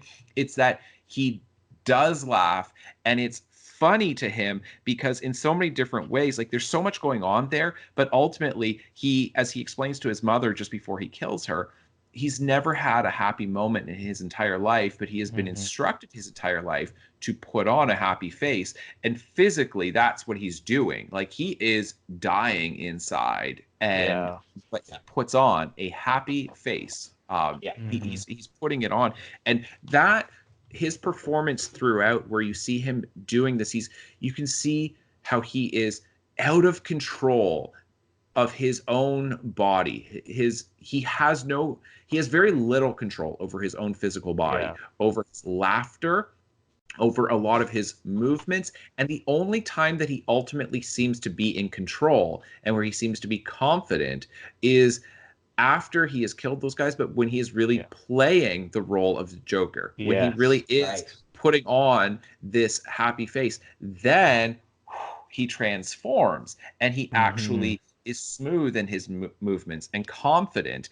And so the reason why I bring up this idea in relation to his performance is it is incredible, the physical acting that you get of him depicting that on screen in such a way that you watch it and you can see that this is a person who's unable to control a lot of their emotions, their facial expressions, their laughter, the sound of their voice, and all of that, and who's uncomfortable all the time, who's suffering all the time, but is pretending that they are not suffering and desperately trying to hide it and not quite hiding it. That is so hard.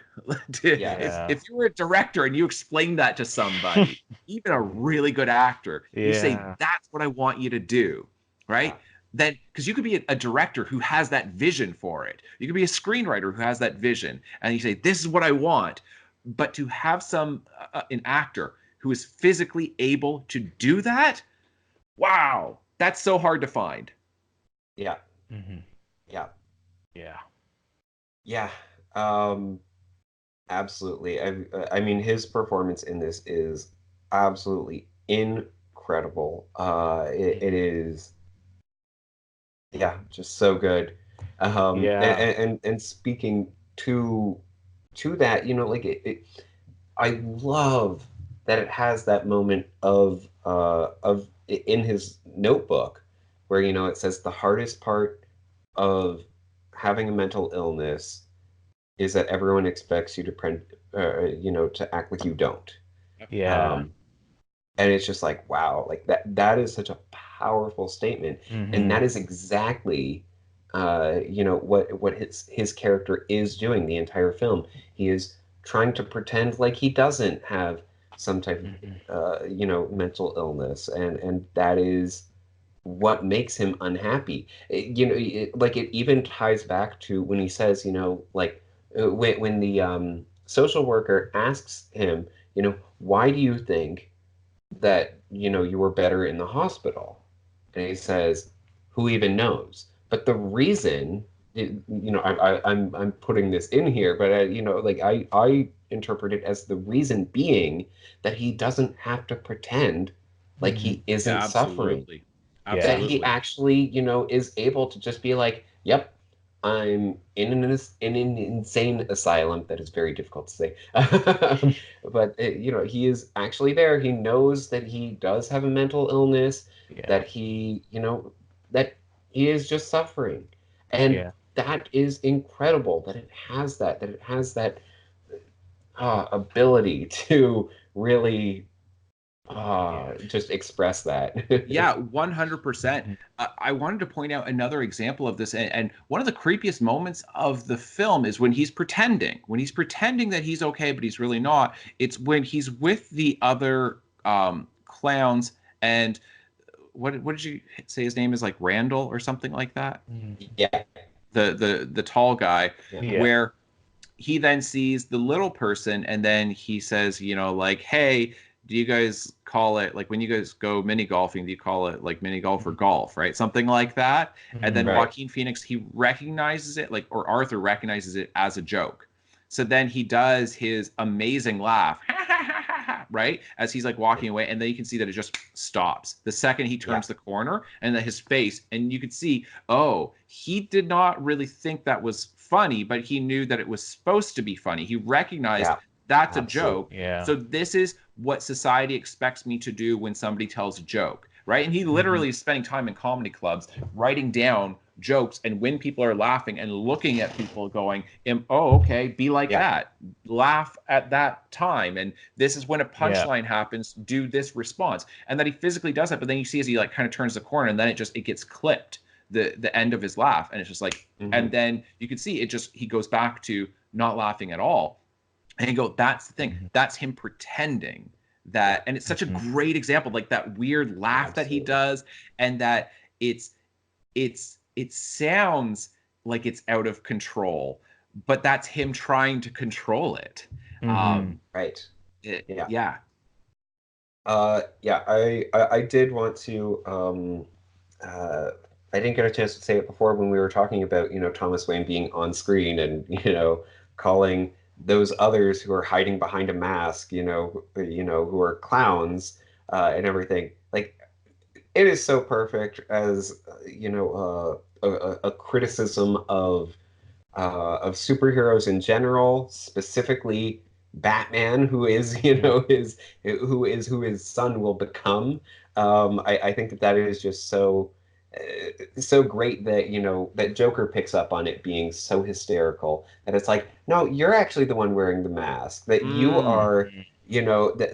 that mm. you're pretending like, yeah, everything is Yeah. great and I'm so, in control. And it's like, no, you're actually not in control. And you know that you're not in control. You are wearing this mask. You're pretending like you can fix all these issues, Mm. but you know that you can't. Right. Um, Yeah.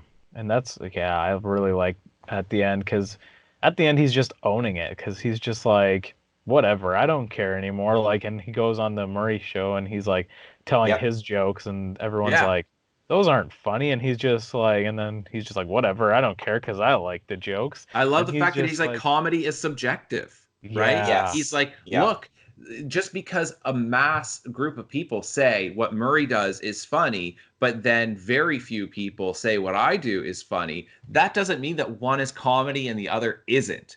And it's yeah, like, Yes. he's not wrong. yeah. It's true because everyone in that audience is faceless, Yeah. Hmm. right? Like Yeah. we don't know who's actually like for the people who are watching at home, right? We don't know who's actually laughing at these jokes. Like Yeah. they're all, yeah, it is there's so much good to talk about in this film. Yeah. Yeah. Because yeah, oh man, I have so many more things to say. Um, I just I love this film. Mhm. I'm not Yeah. saying that we have to wrap up right now, but No. But yeah, I guess I have not said that either. I love this film. Like, I mean, I absolutely love this film so much. It's so brilliant. Yeah, I yep, did really enjoy this movie. Like, it was a lot different than most movies I go to see. So it was really good, especially because also my friends don't really like go to that, so like go to these kind of movies. So like this I guess dark movies. So it was really unsettling for all of us, and we're like, oh my goodness, like this is so intense. Not to mention the theater we were in like had some weird people in it. Like the person in front of us brought like a 10-year-old with them, and I What? was like, yeah, I What's know, it rated in Canada? R 14A. or whatever. No, it's rated 14A. Oh, what? Yeah, I Well, know. I that's was surprised stupid. by that But I too. was like, why are you bringing this kid to the theater to watch this movie? It's a And then, superhero movie. yeah, and then I'm Right. pretty sure, I'm pretty sure I heard someone crying in the back, and there were loud bangs, and like this person like was in one of the reclining seats and like was reclining like basically on my friend's legs because they were reclining that far back. I'm like, oh my goodness, like I'm sitting in this theater with a bunch of weirdos. But yeah, so it was just like a much different experience than I'm used to, but it was really good. So yeah, I really enjoyed it. I don't have my full finalized thoughts on it yet, even though I did see it on Thursday. But yeah, I did really enjoy it. So This is definitely a movie I think that would reward rewatching. Absolutely. That if you watch this again, you're going to catch more stuff. I mean, I really do wish that I had a chance to see it twice before doing this, because I have plenty more that like I feel like this is one of those films similar to The Dark Knight, and I've said it before, where I feel like I mean, I've seen The Dark Knight, I would say probably a dozen times, and I still feel like looking at that film, um, I still am staggered by how well everything works within it. Because it does, it really, if you were to study that script, there is, this is why I get so frustrated when a lot of the terminology in film, it's so formulaic, especially in screenwriting. Let me rephrase that. Screenwriting has such an unbelievably formulaic uh, instruction to it. yeah, And I hate that approach so much. You get it less so in yeah. fiction with publishing a novel, but it's still there to some degree. Mhm. But The Dark Knight does not follow a traditional structure in terms of the like one act leading into the other, and Yeah, It, and just to point out, yes, people have been able to, rework the beats of the film, like, because people do this. They try to yes, they fit the do. formula to the Yes. film mhm. after the fact. It was Yes. not written that way. No. And yeah, I just really wanted to point that out. Yeah, you Yeah, can get things to fit into the boxes, No, but but no, it's I guarantee you, and this is a challenge. I will challenge anybody watching this. I will go toe to toe with you intellectually to disprove the idea of a formula to a movie. The theories, yeah, they don't work, and the reason why they don't work is that if you are reducing it to the most elemental aspects of a film, and then you fit it in there, that it's like ultimately, like I can do this too. It's like, oh, you want to know the formula to a good movie? Have characters who meet, and then there's something that they want, but they can't get it. But then by the end of the movie, they get it. There, I yeah, just defined every good screenplay ever written. But you see what's wrong with that? It's so simplistic that yeah, anything can fit within that. That's my issue. Like with beats yeah, to a film, it's yeah, it's that you, of course, you can retroactively fit it into that stupid yeah. formula. But I'm saying for a screenwriter, that shouldn't be your approach to structuring a yeah, film. Like that yeah, just shouldn't be the approach of saying, okay, here are all the different slots that I have to fill in, even though of course exactly. executives want you to do that, which is, Mhm. a frustrating thing. But Yeah, Yeah. like, cause I I don't really know much about acts because I just am like I don't get what the point of them is because like and I think if you come up with a story idea, then you'll just naturally be able to find here's act 1, here's act 2, here's act 3 if you go by the yeah, formula, but like Yeah. that's just because that's the story and like Yeah. there in every story you have a beginning, a middle and an end. And like Right. so I never judge a movie off well, act 1 was pretty good, but act 2 I'm like I don't care. The beginning like was good, the middle was good and the end was good. Now let me talk about just everything about the movie in general. And like when people are like, "Oh, the movie had bad pacing because the structure was bad," I'm like, I don't know. My judging of whether pacing is bad in a movie was I bored? Like Yes, that's exactly. how I Yes, judge it. yeah. I'm like, Yeah. some people, I go to some movies and then people were like, "Well, the pacing wasn't very good." I was like, I wasn't bored. I thought it was good. Like, Right. I often Yeah. think when people talk about like pacing, I'm just like, just because you're an idiot and you didn't find things to be interested in throughout the film doesn't mean that like the movie had bad pacing. Like yeah, it usually exactly. says more about you than it does about the film. Usually, Yeah. like there are some bad Right. films. There really are. But I'm saying like it's like if you show somebody something like I don't know, like let's say let's use like a really like obvious example of like Citizen Kane, right? Then if people don't like Citizen Kane, then I would say it's probably because you you are taking too much for granted with film, that you don't have an appreciation for cinema overall, and so you're not Yeah. seeing some of the stuff that Orson Welles is doing that other people had never Yeah. done before. If you don't have an appreciation for film history, you're probably not going to catch a lot of what's going on. It's similar to like if I go to a baseball game, I'm watching a whole other sport than most people, because Right. most people are like, they're watching it and then it's like if somebody hits the ball into the outfield, then they go, "Wow!" I've been at baseball games in Toronto, like it's brutal, and they just applaud the fact that the guy hit the ball far, and I like he hits it, and I'm like, "Ugh." It's a pop up, right? And I know immediately it's Yeah. going to be an out. But really, what I'm watching is what's going on psychologically between the pitcher and the hitter, but most people have no clue of what's going on there. So I think that's what happens within a lot of film is a lot of people are Yeah. just, if you don't have an appreciation, of course you're going to be bored. Yeah. All right. I'm going to try to rein us in a little bit. I feel like we do need to do a podcast on the entire idea of structure of Yeah, of that's a screenplays good and idea. everything. But getting back to Joker, I really wanted to point out the one joke that he has written down is so incredibly good.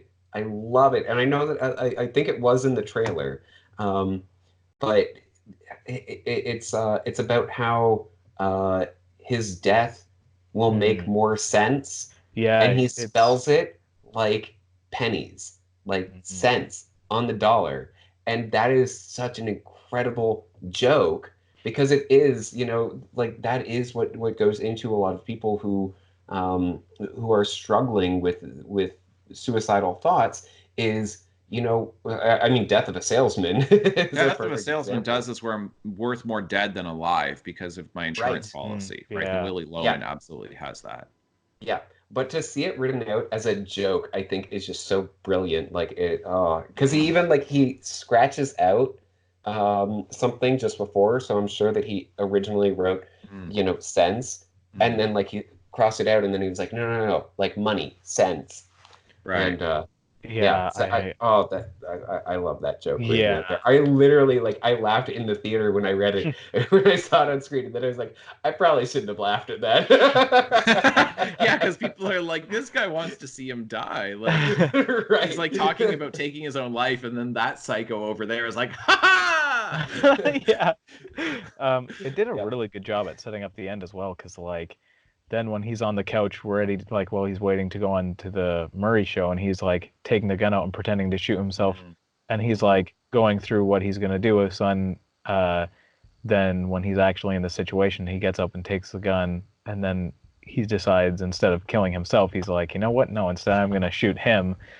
Yeah. And like, so I thought that was really well done because it's just basically the joke that sets that up, like in his notebook, which was really good, especially because it's not like he ever outright says it. Well, actually, I guess the therapist does, but It is so brilliant because he does intend to take his own life on Yeah. live TV, thinking that that will make a change. And then he realizes that that Mhm. is not what's going to make the change because he specifically says it on air. He says, if you see my dead body, you just walk on by. You walk right Yeah. on top of it. Don't pay any attention to it. So he knows that he needs to turn the gun and kill Murray. That's right. And Yeah. that's what's going to have the effect. It is so brilliant. Yeah. Yeah, Mm. absolutely. Uh, have you guys seen the movie Network from the 1970s? No. 1976. No, I've only seen, the most iconic scene. I'm mad as hell and I'm not going to take it anymore. Yeah. Or wait, or am I thinking of 12 Angry Men? What's the most iconic scene from Network? Yeah, no, that is it. Okay, I was going, wait, am I getting mixed up here? But yeah, but you know that, like, do you know the premise of it?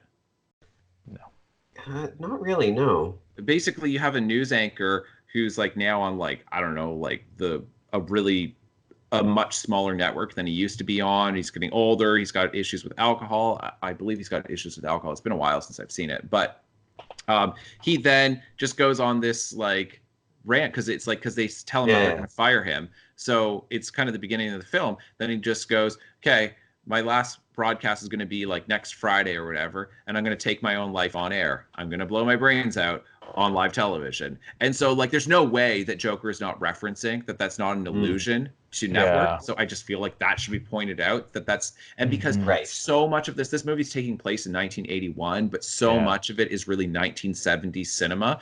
I don't Yeah. know how many movies you've seen from the 1970s, like the Scorsese films from then, but boy, does this look like them, and it's got the same feel. And New York City in the 1970s, and it's not just New York City, it's a bunch of the big urban Yeah. centers in the US.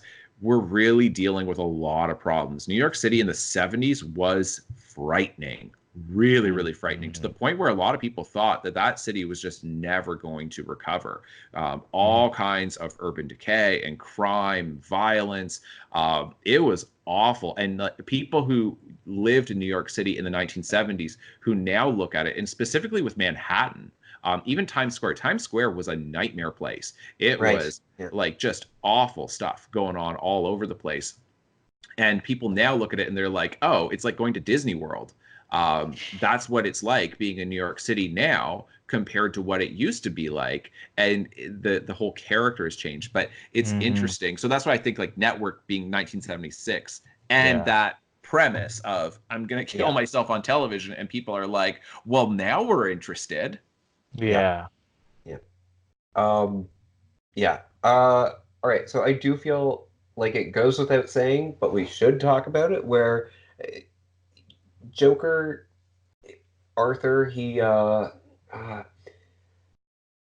his realization that his life is a comedy is so incredible, because you can definitely, like, this justification for the entire character of the Joker as we know him in every other film and everything, I think works really, really well, with him realizing that he's the only one who sees the absurdity of life. And this does also in many ways, I think, ties back to Watchmen, the graphic novel, with the comedian, where it's the same kind of thing. He's called the comedian because he's the only one who sees the humor in everything, that everything is a joke, that life is a joke. And I think that it's really profound of Arthur to be able to see that in his own life, to be like, oh, like, yeah, everything was like set up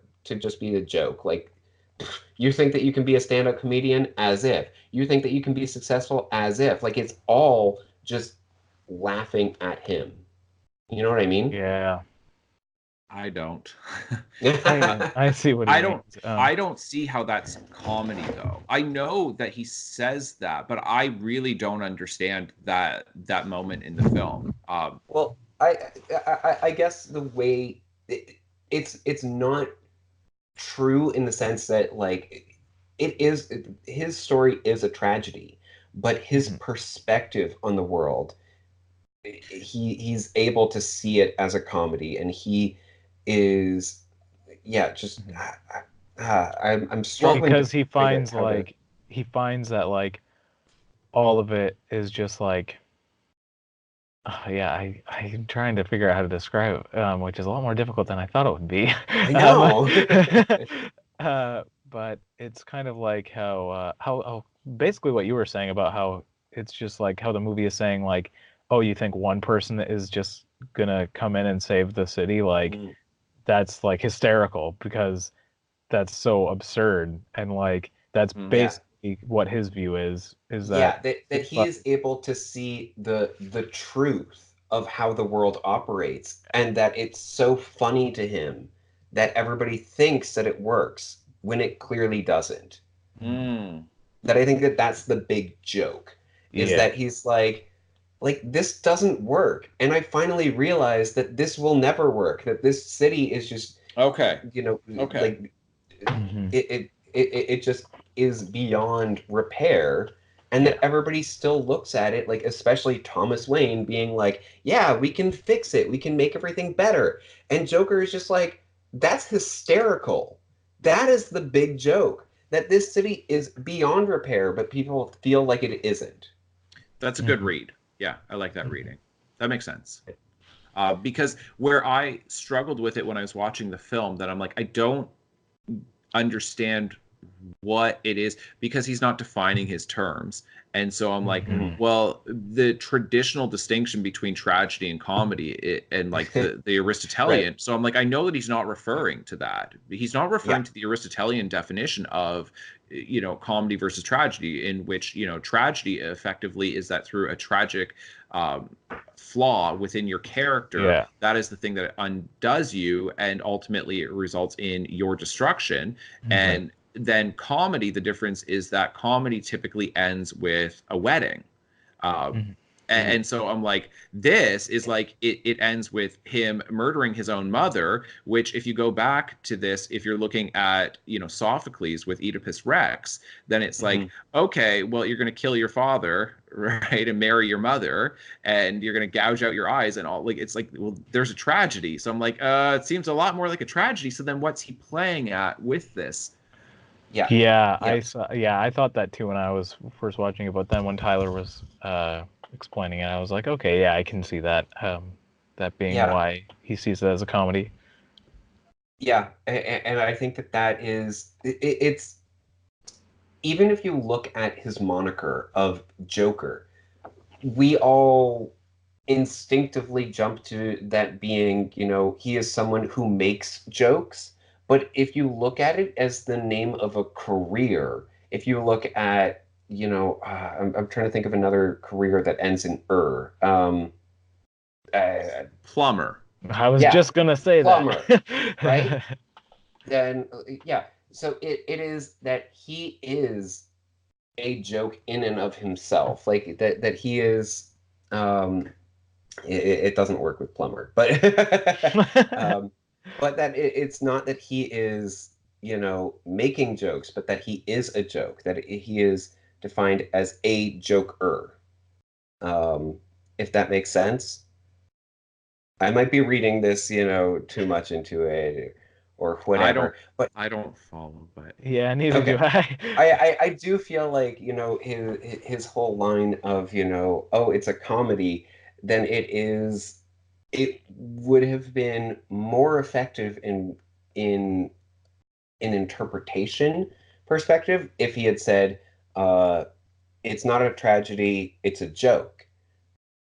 That would have had more of an impact, but it Mhm. doesn't work, you know, in terms of the way that people speak. Where Yeah.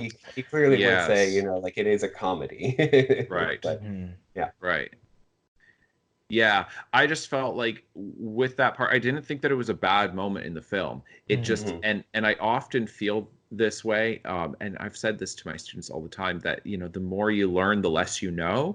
And it's like, I know enough about the distinction between comedy and Right. tragedy to know that, roughly Aristotle's definition of it, but I know that then there were Roman writers who then kind of redefined it, and then you get into the early moderns, and then you get into the Romantic period, and like all of this, and I'm like, it's playing with something that I don't know, right? Right. So I'm just like, I Mhm. don't quite get in what ways he's seeing it, how he's using the terms, and since he doesn't define them, then I just Yeah. felt a little bit like, I'll go with it. And I think it's a great moment in the film. Mhm. Um, Mhm.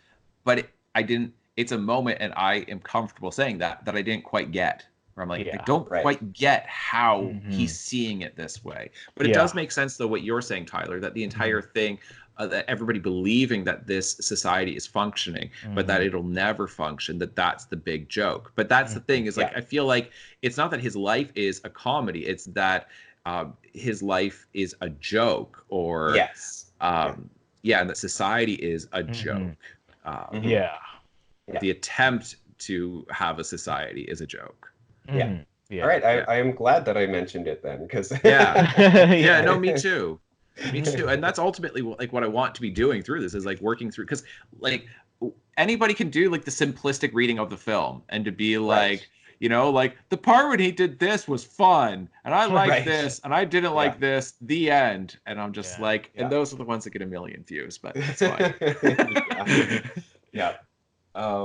Yeah. I mean, yeah. I honestly, I love this film so much. I mean, we see a literal class warfare at the end, Yeah. which is just terrific to see that. Uh, but that is, oh man, there's so much good in this. Like, Yeah.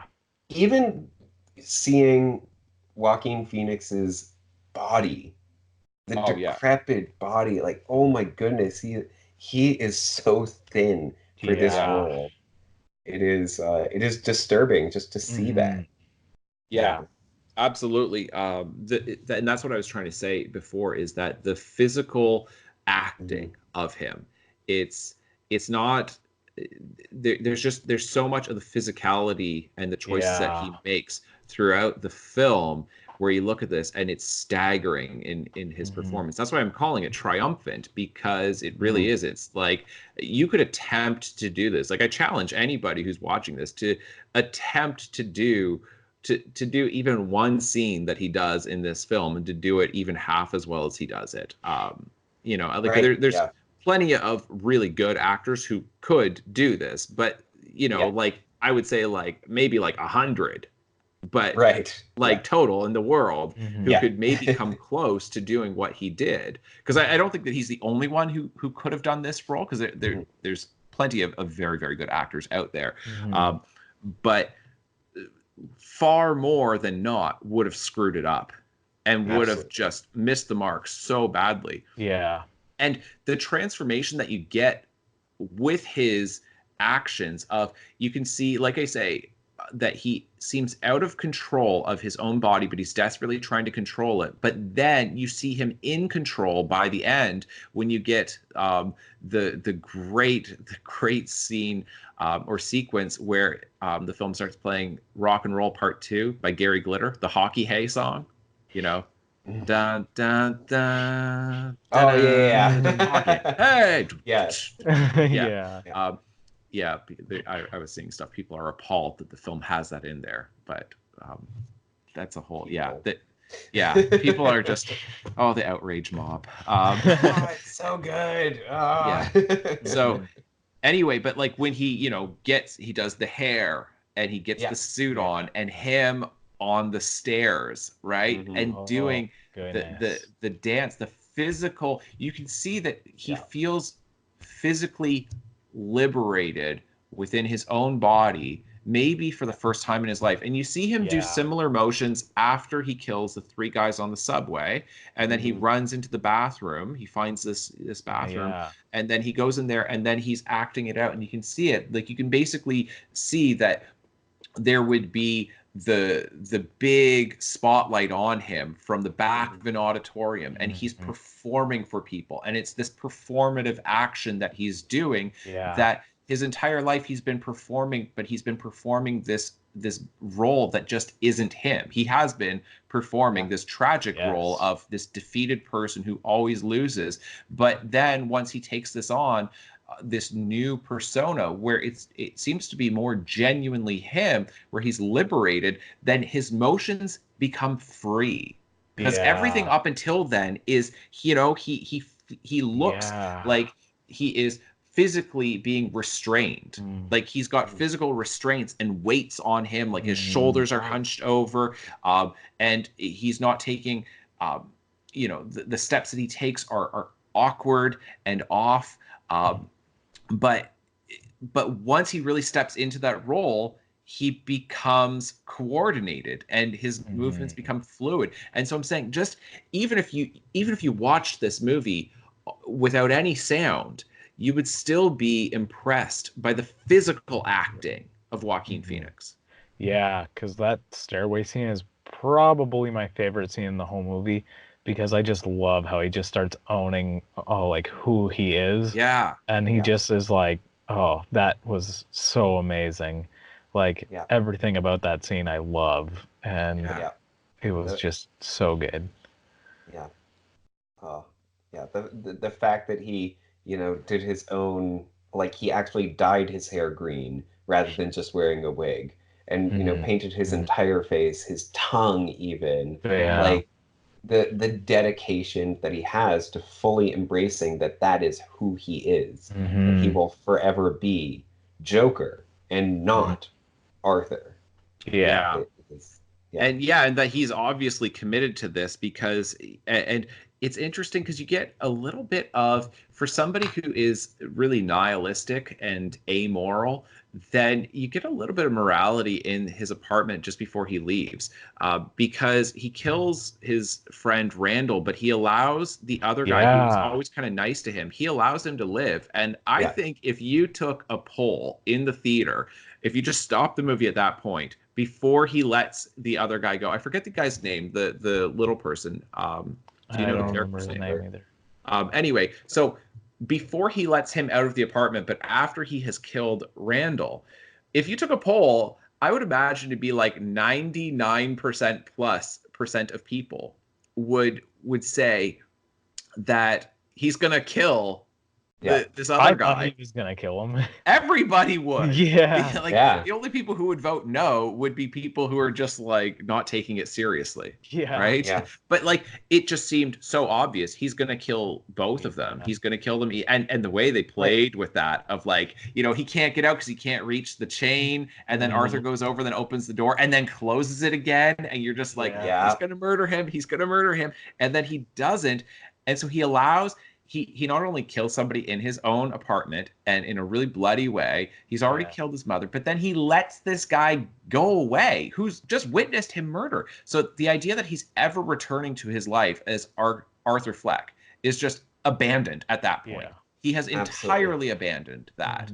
And it's out of that you do get him feeling completely liberated, and where he's no longer playing the tragic figure. And even like there's such an interesting thing like when it comes to like theater and drama of, because it's always been comedy and tragedy, and it's like he does like the beginning of the film and throughout the film, then pulling his lips down and then pulling them up, then it's the theater masks of ancient Greece, right? Of the and the you've got the comedy and tragedy, that those two things, and that's what he's doing at the beginning of the film. It's comedy, tragedy, right? That's precisely what he's doing, and desperately trying to be comedic and to be in a comedy. But it's not until he's off of his medication and he just leans into this of, I am just somebody who can murder and will murder people who, in his head, deserve to be murdered, but he doesn't murder everyone, which is different than the character that you get to some degree in The Dark Knight. And I do think that this again ties back to his moment of realization of the big joke of society, where he, at the beginning of the film, he feels that he is in a tragedy and he needs to put on the mask of the comedy. But once he realizes that everything else is the comedy, or that even his own existence is the joke, then I feel like it's, it takes on a different meaning for him, where he's, he does like the fake, oh, is this a comedy? Nope. Or is this a tragedy? No, it's actually a comedy now. Like, I do feel like he has that moment of realization, like it, and that with the opening of the film bookended with the ending of the film, where he does, tragedy and then comedy again. But his comedy at the end is so much more powerful.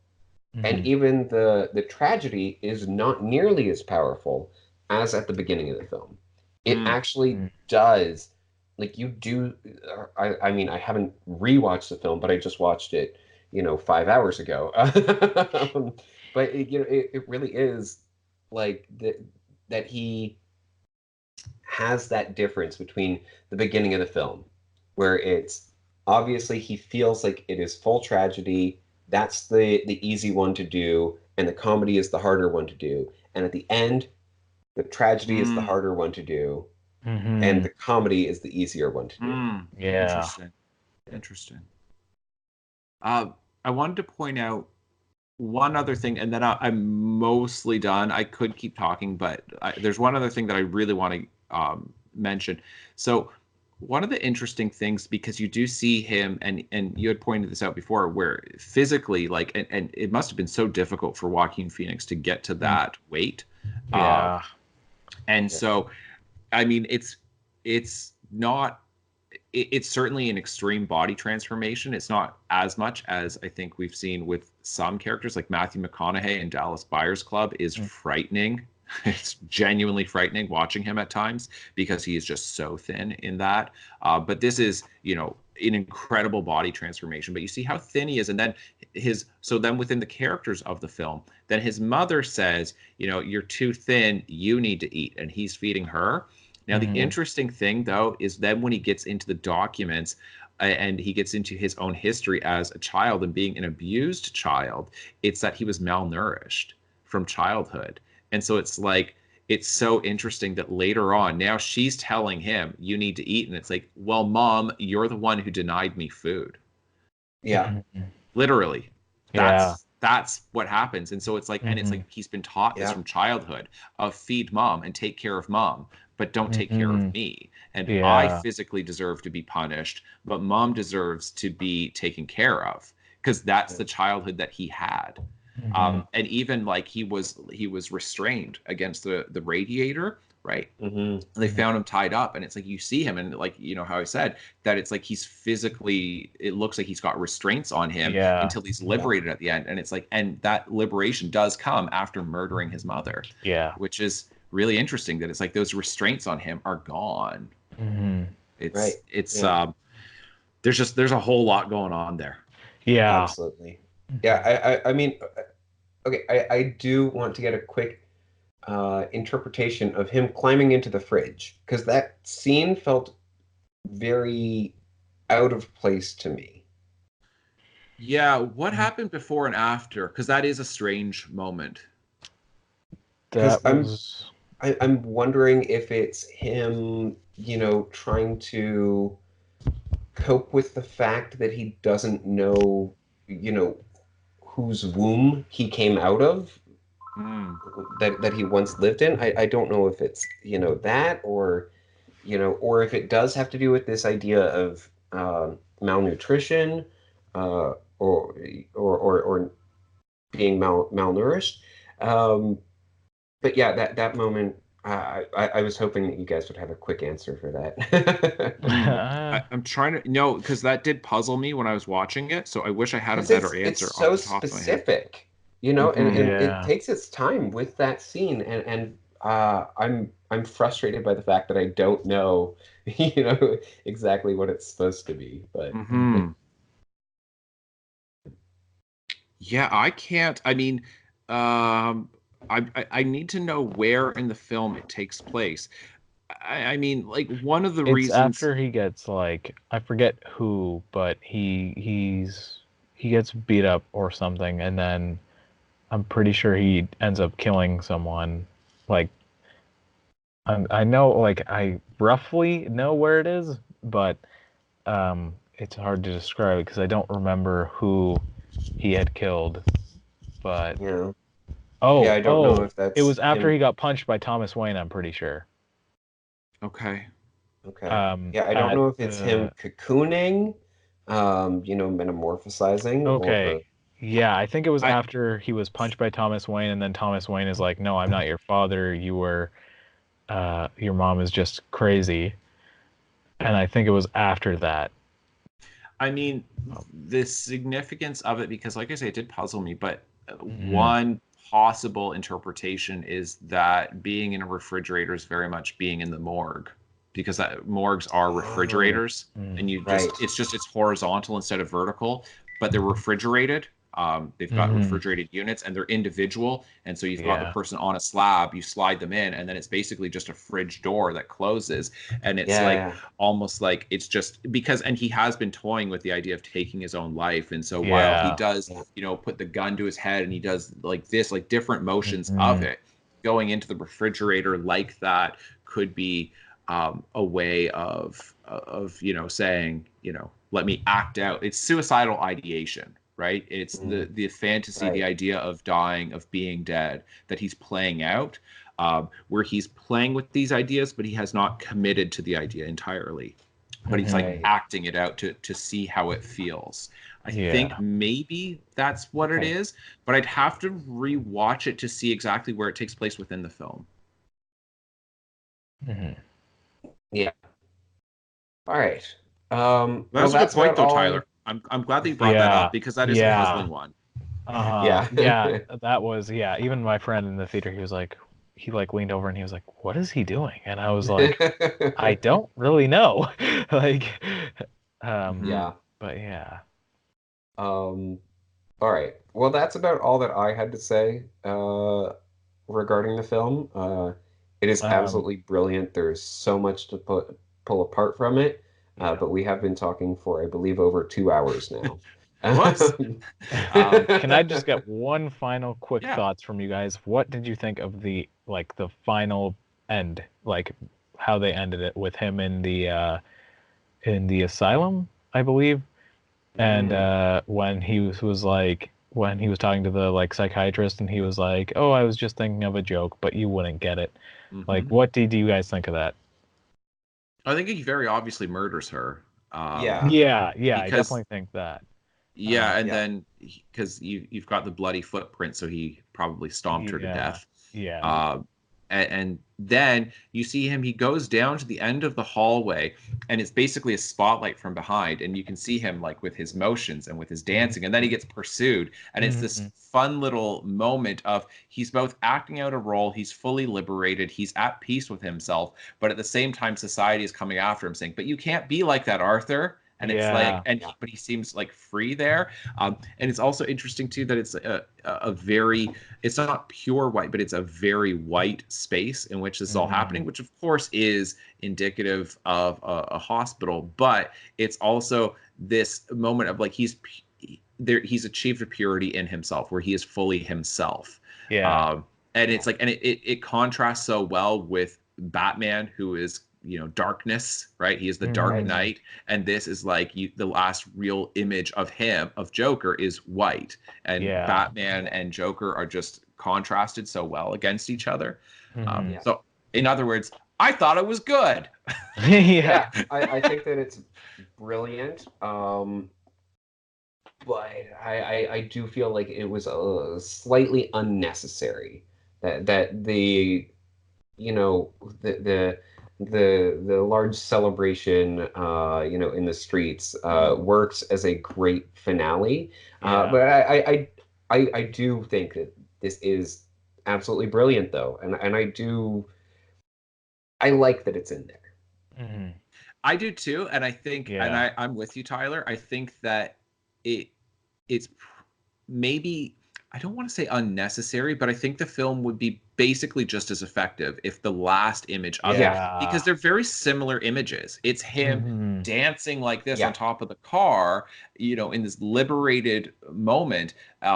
And you've got all the people around him, and then you've got him doing the same thing, except with like a spotlight essentially yeah. behind him through the window. Yeah. But they're both essentially the same thing. It seems like more, I don't know if it was like from focus groups of people are like, well, did he get caught? Right. I Yeah. feel like True that's that. maybe why it got thrown in there to make it a little bit Yeah. more conclusive. It Yeah. did kind of remind me of the end of Psycho, how when Norman Bates is just kind of like smirking and Tyler has not seen he's- Psycho. I have oh not. I well, know the amount of times it's come up. but No, the I'm ending sorry. did remind me of Psycho anyway, and I thought that Yeah. was pretty interesting. I was like, oh, this kind of reminds me of Psycho. I like that. Yeah. How he's just like, oh, it's a joke, but you wouldn't get it, and then he just kind of smiles. I was like, I like that. That's a really I- interesting connection, Luke, because of course Psycho is this very unhealthy relationship with his mother, and that Yeah. he's ultimately a murderer. Yeah. And so then he does get committed at the end of the film, and Mhm. this is essentially, yeah, that's a great connection. Huh. Yeah, and yeah, because when I was seeing that, I was like, oh my goodness, that reminds me so much of Psycho. And then, yeah, it was just really interesting. Yeah. That's a great connection. Okay, we're just about finished here. Any thoughts? Like, is this thing like okay? I don't see superhero movies. This is not a superhero film, even though it's done by Yeah. DC. Is this going to get tied that in? is also interesting No. because I did not see a DC logo at all, Oh, either that's during the true. opening Neither did or I. end credits. They Yeah. did say inspired by or like based on character. By DC, they didn't even give Bob Kane the credit. They gave it to DC. Mm, And I'm yeah, assuming it's because that iteration of Joker is so different from the one that Bob Kane came up with. Yeah. right, yeah. But yeah, so based on it not having, the studio logo, the DC studio logo, then I'm willing to say this is completely disconnected from. Yeah, and I didn't think DC is gonna bring it in. I think it's just something that they decided to do, or someone was like, "Hey, we should do a Joker movie," and they were like, "That's a good Yeah. idea, do it." Which seems to be the direction that DC is going, to just do films Yeah, about whatever they happen to have inspiration for which and I not try like. to do. Yeah, I agree. Good. Like your DC, the TV show already, like the TV shows have a good universe that's connected, so you don't need Yeah. that with the movies, and I feel like they're doing a much better job when they're not trying to connect everything in the movies. So Yeah, tell a compelling story. Don't try to, connect the dots. yeah, I am extremely excited for Matt Reeves' Batman movie. Like, oh, I am so excited for that. But Yeah, But we'll we'll see. put that in a different podcast. yeah, that's just a Absolutely. side Yeah. All right, but that helps because like I basically I'm like, oh, this is good. They better not screw this up. Just leave it be. Just let me Yeah. have one. Let me have Well, 'cause one Yeah. thing. Because the DCEU already has Jared Leto as Yeah. the Joker. So Okay. yeah. Good. Well, I don't even if this is a whole other universe, I still feel like this is too good to mess with. Just Yeah. like, oh, it's perfect. Don't touch it now. Don't add in a Absolutely. sequel. Don't touch anything else. Yeah.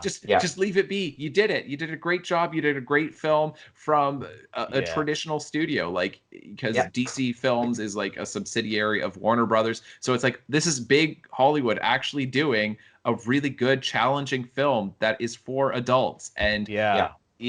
it's That adults are able to talk about for more than 2 hours. yeah, without being frustrated and just really Right. appreciating it as a piece of great cinema. That it's like Mhm. this is rare. So I'm like, Yeah. oh, good. Let's not screw this up by Yeah. tying in other stuff. Yeah. Do you want to do one final Joker laugh, everybody, or not? Oh, I'm gonna screw it up if I try to do it again. I feel like I had one good one in me. Okay, Yeah, I that's think fair. I think everyone is already like tortured enough by my first one. So Yeah, but Tyler, you could go again because I know you wanted to have another one in there. yeah. All right, Oh, I'm dear. gonna wrap it up, and Lovely. then you're gonna laugh. Okay. Okay. All right, folks, thank you so much for watching. Feel free to comment below and like this if you did enjoy the video. And thank you so much for watching.